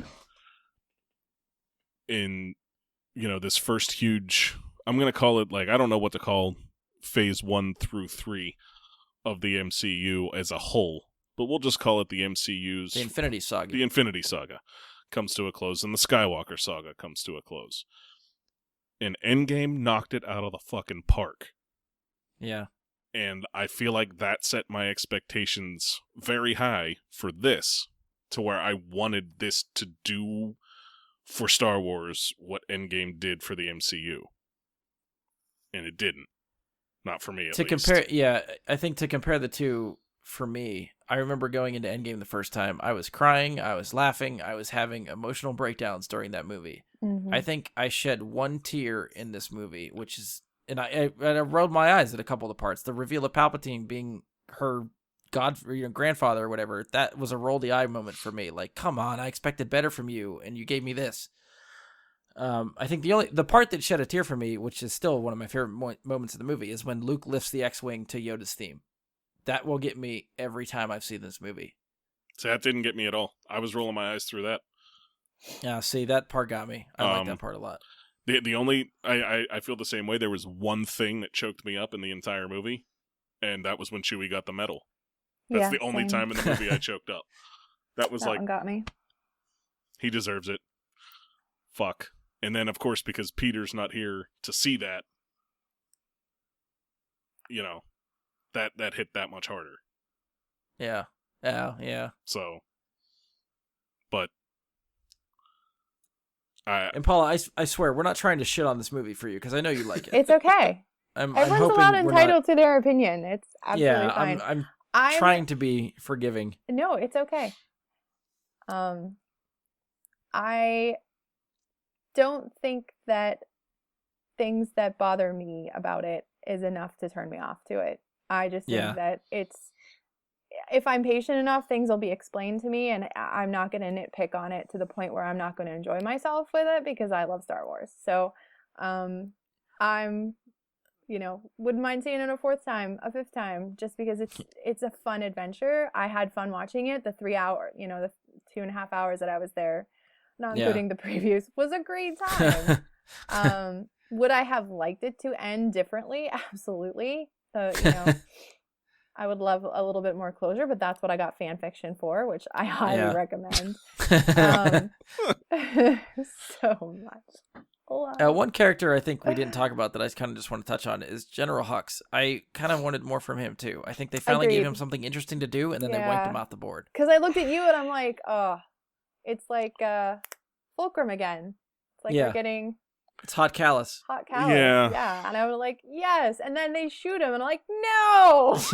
What? I feel like his motivations were different than Callus, though. Callus was legitimately behind the rebellion, whereas, we get Hux here, and he's like, I don't give a damn about you.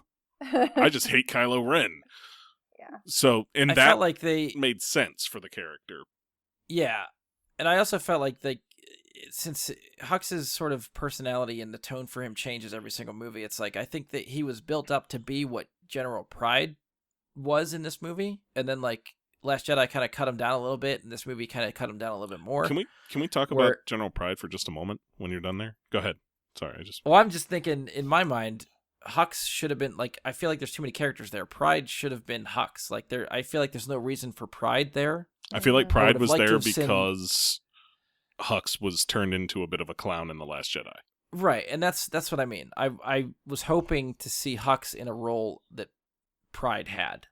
And in my mind, Pride really didn't do anything other than just be the authoritative general, which I was hoping they would have brought Hux back around in this movie for that role. The thing I wanted to mention about Pride is, can we talk about how much that guy is basically Werner Herzog, but not? Yeah. Like, there was actually a moment at first, like, I don't know that actor very well. I've seen him in other things, but I don't know him by name that well. But there was a moment where we had just seen the episode of The Mandalorian that came out the day before, where, spoilers, I'm not going to get into what happens there, but we know something happens there, and I'm like, wait a second, I thought you shouldn't be here. And then I'm like, wait, it's not the same guy. I had that brief moment for like 10 seconds when he first showed up in this movie where his voice sounds exactly the fucking same. And he's like... Not to mention, it's like it takes place further along in the timeline since somehow he got younger. Yeah, like all this is going through my head. I'm like, wait a second. What the hell is going on here? And, like there's that whole thing of we knew they released, that episode of The Mandalorian. Now we know why they released it before this movie. I still don't necessarily understand the decision, but it's there. Yeah. I think that was like to kind of temper the reaction to Force healing. Mm-hmm. Is the way I took it. I think so. But at the time, we didn't know that, and I'm thinking to myself, like, why else would they have done this? And I'm like, what the fuck is going on? Why? And he's just so similar. It threw me for a bit of a loop for a moment in the movie. And I feel like there's a moment there with him too, is like after he kills Hux and it's after Leia talks to Ben, Rey stabs him, and then like Ben kind of turns and stuff like that. They cut to hologram of the Emperor talking about how the princess disrupted his plans. Pride is there kneeling in front of the Emperor. Yeah. And I think they finally drop Pride's name. And the music swells like you're supposed to know who this guy is, like it's a big reveal. And I'm like, who? Wait, it fell flat. Like who are you? I tried to look on Wikipedia to see if this guy shows up anywhere else, and the only entry is from this movie. Yeah. So why does that seem like it's a reveal? I don't understand. Yeah, and that to me was like... I think that's where I started questioning it. More of a reveal because we find out that he's been with him all along. Like, he has a secret general in his pocket or something like that. Okay. I guess. Okay. It just... Yeah, I guess that's still confusing. I don't mind them killing Hux where they did, personally, because if he's still around and he manages to pull off the ruse of I'm not the spy, he kind of throws a real wrench into a lot of the things that would happen if he's still there. Like, if they have him there and they find some way to communicate to him, like, we need that tower taken down, there's no point for Finn and all them to go do what they do. He can just do it. And, like, there's a lot of things that he would really screw up what they had planned if he's alive. I don't know, I feel like you could still spin it where, like, he opens a door to get them inside to shut something down. So the fight that they have, instead of outside on the surface of the Star Destroyer, could be inside the bowels of the ship. Okay. You'd still have the problem of they got to blow it up and they still got to get out, so there's still that. Yeah. But in my mind, I didn't want Hux to turn at all. I didn't want him to be the spy. I wanted him to be the badass general for the First Order who's ordering people around. And like, for me, there was no reveal moment. And the reason for this is, who the fuck else would be the spy? Nobody. Yeah. Mm-hmm. Nobody else is the spy because we have no character development for anybody else within the Empire. yeah, Or, well, First Order.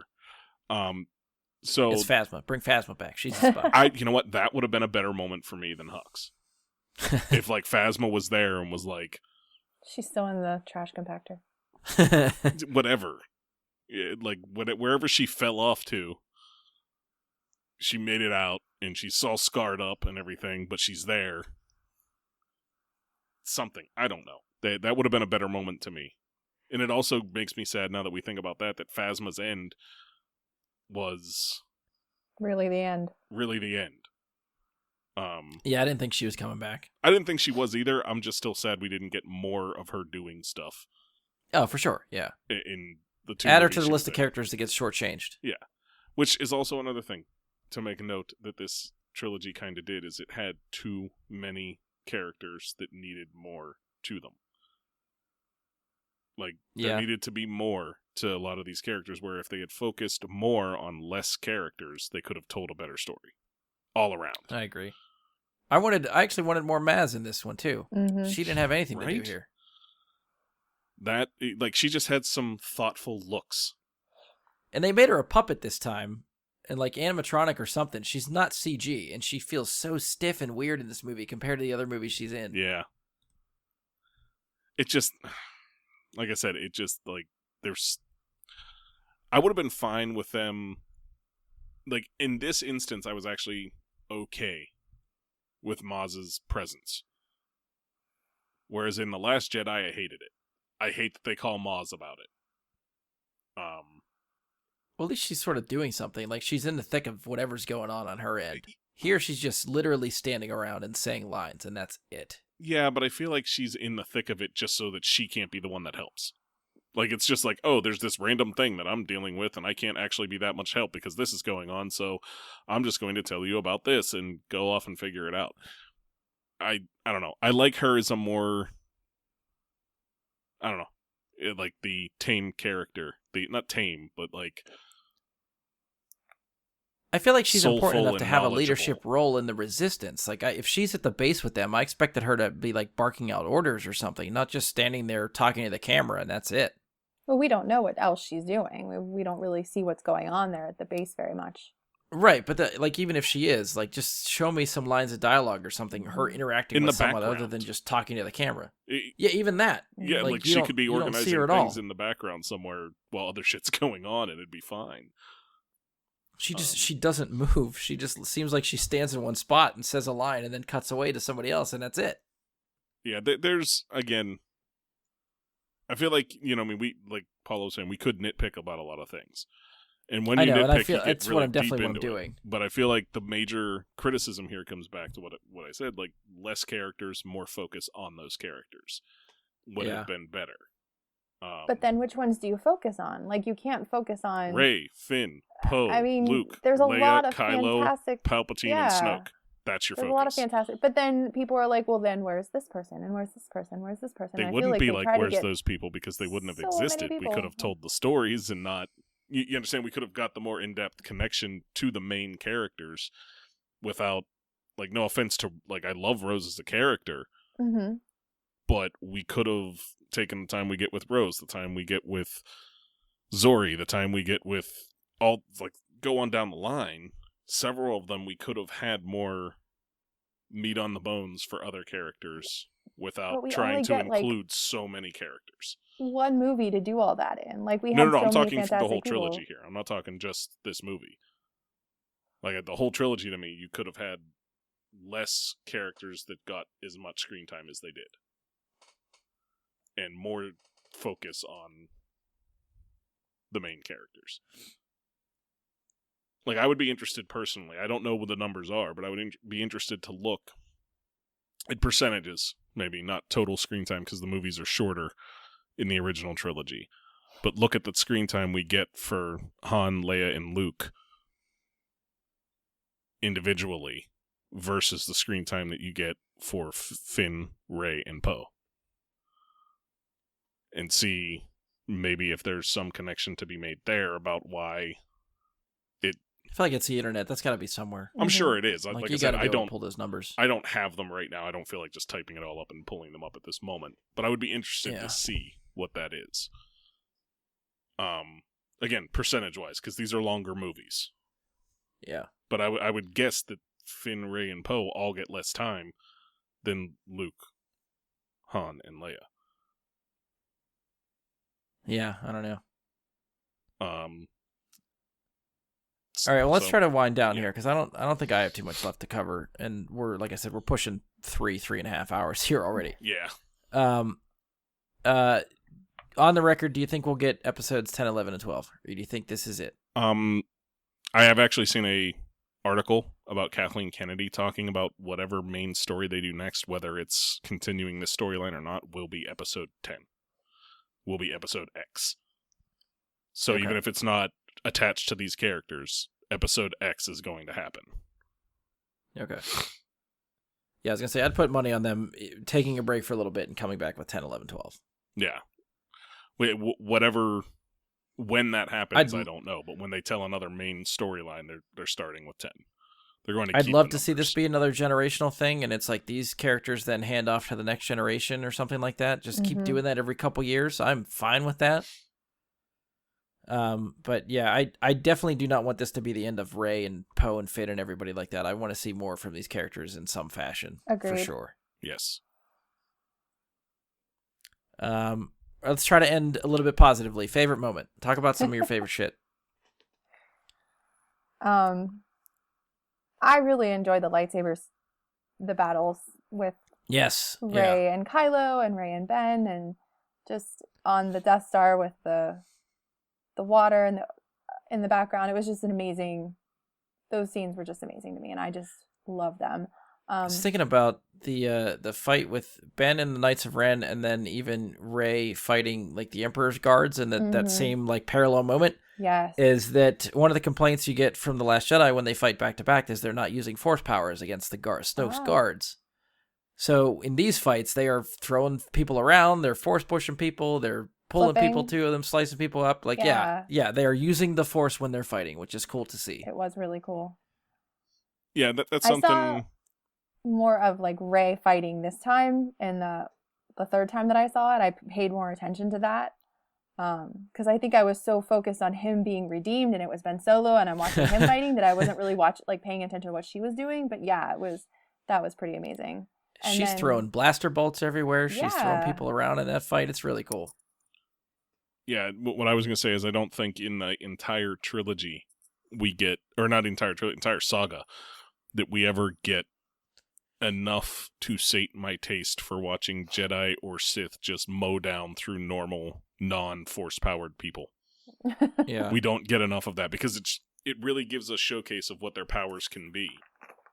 Like, to me, the one I always come back to think of is, like, the beginning of Revenge of the Sith, when Anakin and Obi-Wan first arrive on Grievous's ship and just lay waste to a pack of droids. I want to see more of that. And this gave us a bit of that here in the moment you're talking about. You know, Rey, like you said, deflecting the blaster bolts and, like, doing all that crazy shit. It was awesome. Dude, a fight when the point where they're fighting on the Death Star wreckage over the water and stuff, when they're force stopping each other's lightsabers, like, that was a cool moment. I really like that too. That one, when it first happened, I said, I don't know. But at the same time, I was like, okay, Kylo can stop a blaster bolt. Then I guess this is okay. You know what I mean? Like, if he can do that, I guess he can do this. All right, I'll accept it. But at first, like, when it first happened, I was like, bullshit. Like, at that very first moment, I had that bullshit moment, but then I had that same moment when he stopped the blaster bolt in Force Awakens. Don't get me wrong. If we're accepting that he can do one, he can do the other.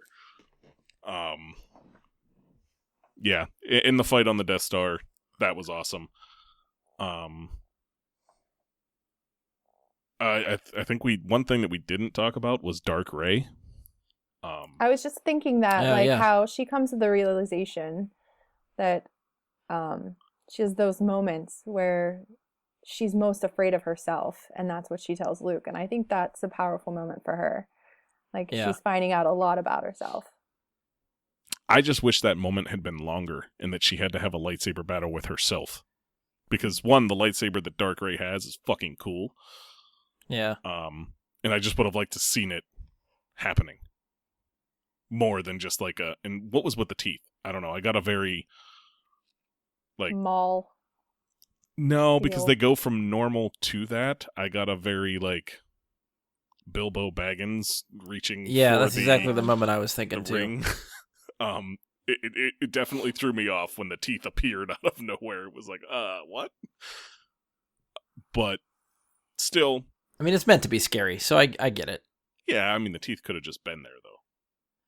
You know what I mean? Like, she could have had filed teeth. That would have been, like, better. But nonetheless, go ahead, Paul. We got sidetracked when you started mentioning lightsaber battles, but you were talking about your favorite moments. So, no, I love that. Han Solo on screen. I really enjoyed Jana's character. I liked her arc. I think that she was, when she came on, you know, riding the horse, and then we find out that she's a stormtrooper. I love that. I really just, at the end when all of, you know, the ships appeared, was one of those moments that you really feel like, yay, that's amazing. I had a lot of good feelings in this movie, but, you know, like I said, there was a couple of cheesy ones too, but I really overall enjoyed the ending until he died. So, like, seeing him smile and seeing them come together, like, come on. That's why I'm here. That's really, you know. So I think I know what's going to be your screensaver when the really moment comes on. Oh, I have video. So many pictures saved. It's embarrassing. Mine's going to be the empty shirt. Oh. I'm sorry. I'm just being a jerk. It's okay. I did start out this whole conversation with my itty bitties, like, making out, so. For me, favorite moments, top of the list is, like I said before, Chewie getting the medal. That was the fan service moment that I liked the most. I guess I would say, because there's a lot of the other fan service moments I was like, whatever. But that was very good. What, like Paula had said, Han being there to talk to Ben was very good. I mean, like, we talked about the lightsaber battle, so I'm not going to mention them again. The ghost showing up. That was awesome. I feel like I'm trying to remember specifically what it was. The moment. This was the one where I said, holy shit, that's awesome. And I feel like that's one of the only times that I was like, they tried to do something intentionally, like, very much to make it look very stylish and cool, and I felt like it worked. because some of the moments they tried to do that with, I didn't feel like it worked as much when it was very obvious. Not specifically about like the fights and everything, but when Rey cuts the wing off of the Kylo's ship, Kylo's tie, yeah, that was fucking cool. Just the way it played out, because that was another moment that everybody had kind of had their theories about what was going on during the trailer when it first came, and like what's actually happening there. And turns out, I remember thinking they were training. Well, it was kind of true though, wasn't it? Because didn't he say like afterwards, like I was testing you? True. So like he was kind of fucking with her a little bit there. So that moment was cool. He could have mowed her down like right there with blaster fire, but he didn't. He just kept coming after her. Right. Yeah, he could have been shooting, and he wasn't. Although I feel like flying that close to the ground, maybe shooting wasn't an option because you have to be so focused on not crashing. That could be a thing. Where, like, I'm just trying to think, like, if you're flying that close to the ground, I don't know if you want to be aiming and shooting at the same time. Even if you're force sensitive, it sounds like a bad idea. But that followed right by, like, the holy shit moment, which for a lot of people was the force lightning, but for me is when she grabbed the ship out of the air. Oh, yeah. And I said, that was amazing. Like, there was part of me that was like, hold up. And then I was like, it's not a big ship, calm down. Because I had that moment of like, no, she's not Star Killer, this is not what she's doing. And then it was like, wait, it's just a transport, it's not a Star Destroyer. Yeah. Like, this is okay. Jedi can move ships. So, that was cool, seeing her do it, and then seeing the struggle, where she's actually not able quite to pull it down on her own. That was cool. I always keep thinking about what are the troops doing inside that troop transport? Are they just being tossed around and being juggled inside the whole time? It's being rocked around. Everybody's swearing up a storm. Well, yeah, you gotta have seatbelts. Seatbelts, people, just in case a Jedi grabs the ship and decides to throw it around. Everyone's just yelling at the pilot up front. Settle the fuck down! What the hell are you doing back here? Yeah, that's true. They don't know that they've been grabbed by a Jedi at that point. They're just like, what the fuck are you doing up there? Are you drunk? Yeah, like, somebody take the wheel from Ted. God damn it. So, yeah, I mean, that was a good moment. The party on Pasana was kind of weird.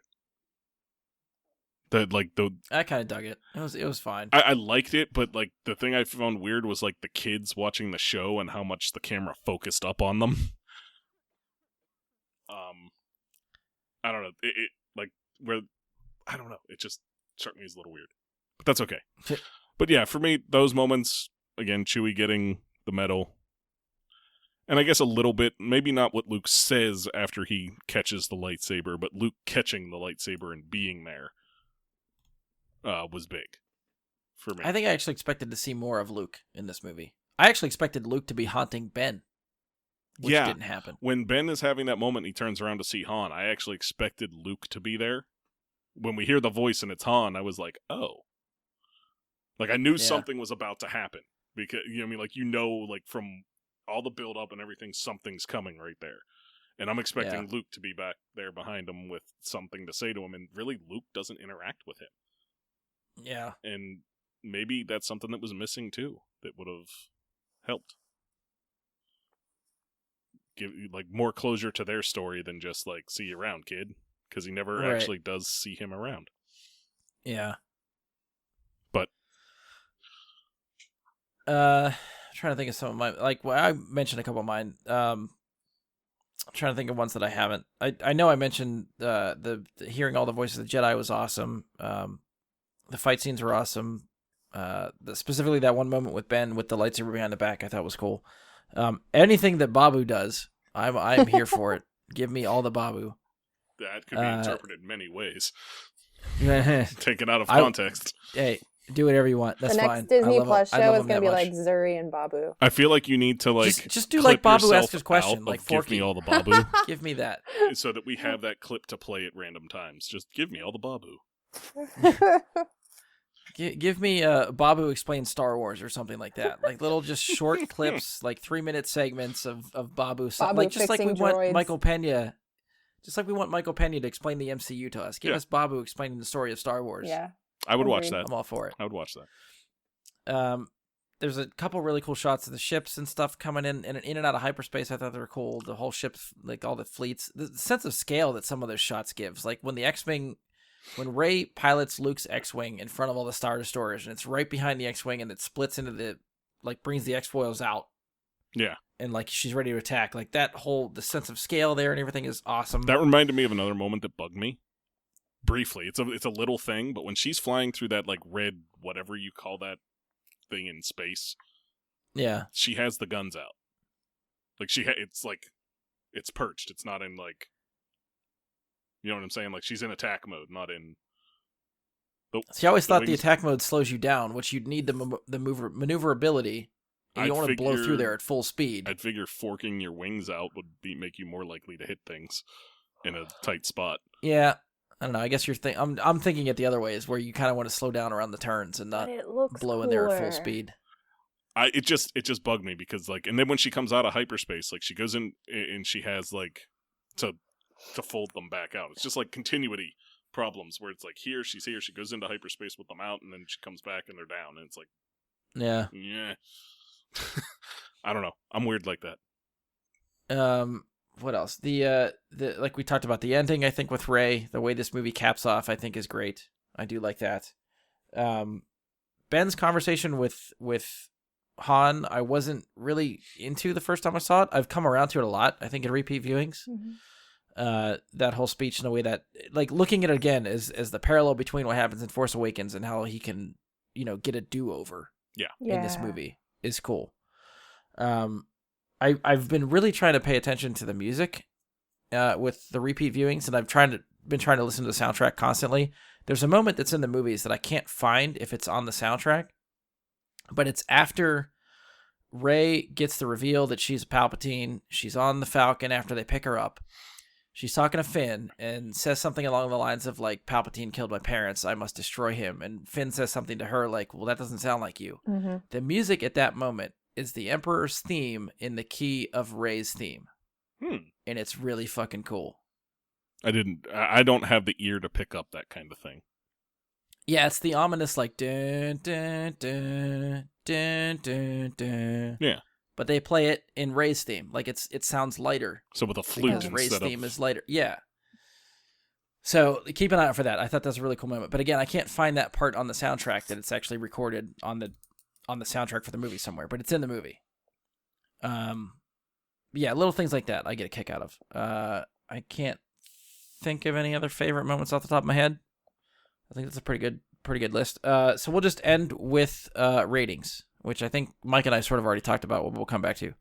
Paula, out of 10, where do you give this? I'd give it an 8. Okay. And I'll throw in. Do you have a ranking on it for your Star Wars movies? I know Andy didn't, but maybe you do. I did not take the time to rank them all. No. Okay. I think it would be like 2, if not 3, for me, with Last Jedi being 1. Okay. So maybe I would put it at 2. Okay. Mike, out of 10, where you at? I'm still at 4 again. Okay.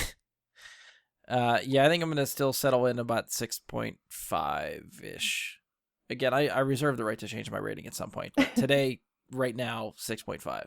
If I could end it right after that smile, right there, I'd give it a 10.10. All the 10s. We just, like, directed by J.J. Abrams. Like, we're gonna stop it right there. Sold. Yeah, I think at the end of the day, I mean, this is Star Wars. I love Star Wars. I'm going to support, and I love this movie. Like, we're just, Star Wars in general. It might not be my favorite Star Wars movie, but it's still Star Wars, and I love it. Yeah, I mean, like, when I put my ranking together, I wound up with this in next to last. I don't know if I'd put it that low. Above only Attack of the Clones. Which Attack of the Clones is where it should be. No, yeah, so Attack of the Clones is absolutely that. Anybody's list that doesn't have Attack of the Clones at the bottom, I'm questioning your sanity. But it's just where I found Paula stays very quiet. It's at the bottom. Okay. Well, I mean, don't get me wrong. If somebody has the Phantom Menace there, that's a personal choice. I will smack them upside the head. I like the Phantom Menace better than I like Attack of the Clones, but I could understand, like, just throwing the two of them at the bottom and saying, that's my bottom two. It doesn't matter which one's last. So they didn't pay attention to where they put it. But for me, Phantom Menace is higher. so I don't personally subscribe to that. Nonetheless, I put the list together, and I said, for me, and this is where, The Last Jedi is number 2. Force Awakens is, number 5. This one just didn't live up to the other 2 for me. Yeah, I got you. So, and we'll see if you come around over with some more repeat viewings. Take a little time out from it and come back to it later and see if it pops around for you. Yeah, I mean, I'm still gonna buy it when it comes on. Well, I'm actually probably gonna wait for the 4K, complete the box saga. set thing that they're doing. Did you see that thing? No, Best Buy's. It's listed on Best Buy. There's a 4K Skywalker Saga set, $250. Oh, holy crap! I don't know if I'm gonna do that. Yeah. That's a bit much for. That's a lot. That's a lot of credits. Yeah, for a bunch of movies that are old, and you can buy for a lot cheaper than that on their own. Yeah, I think it's 9 movies, 4K. I don't know if you get a Bluray, but you can. It doesn't even have Rogue One and Solo. Some sort of Damn. collector set. So it's just the main episodes. I don't think it's in there. I think it's just the episode movies. That's even worse. Yeah, I mean that's too much. You can probably I'll probably just buy it digitally then in 4K and just have the complete saga digitally. I'll be fine with that. I wonder if it's going to be day and date release on Disney Plus, or if they're going to wait a little bit. They probably. Oh, they'll probably wait a little bit. They want you to buy the Blu-ray before it hits Disney Plus. Well, and even at that, I'm still gonna buy a copy from Amazon so that I have a permanent copy that nobody can take away. That's fair. Yeah, and it'll still probably come there before Disney Plus.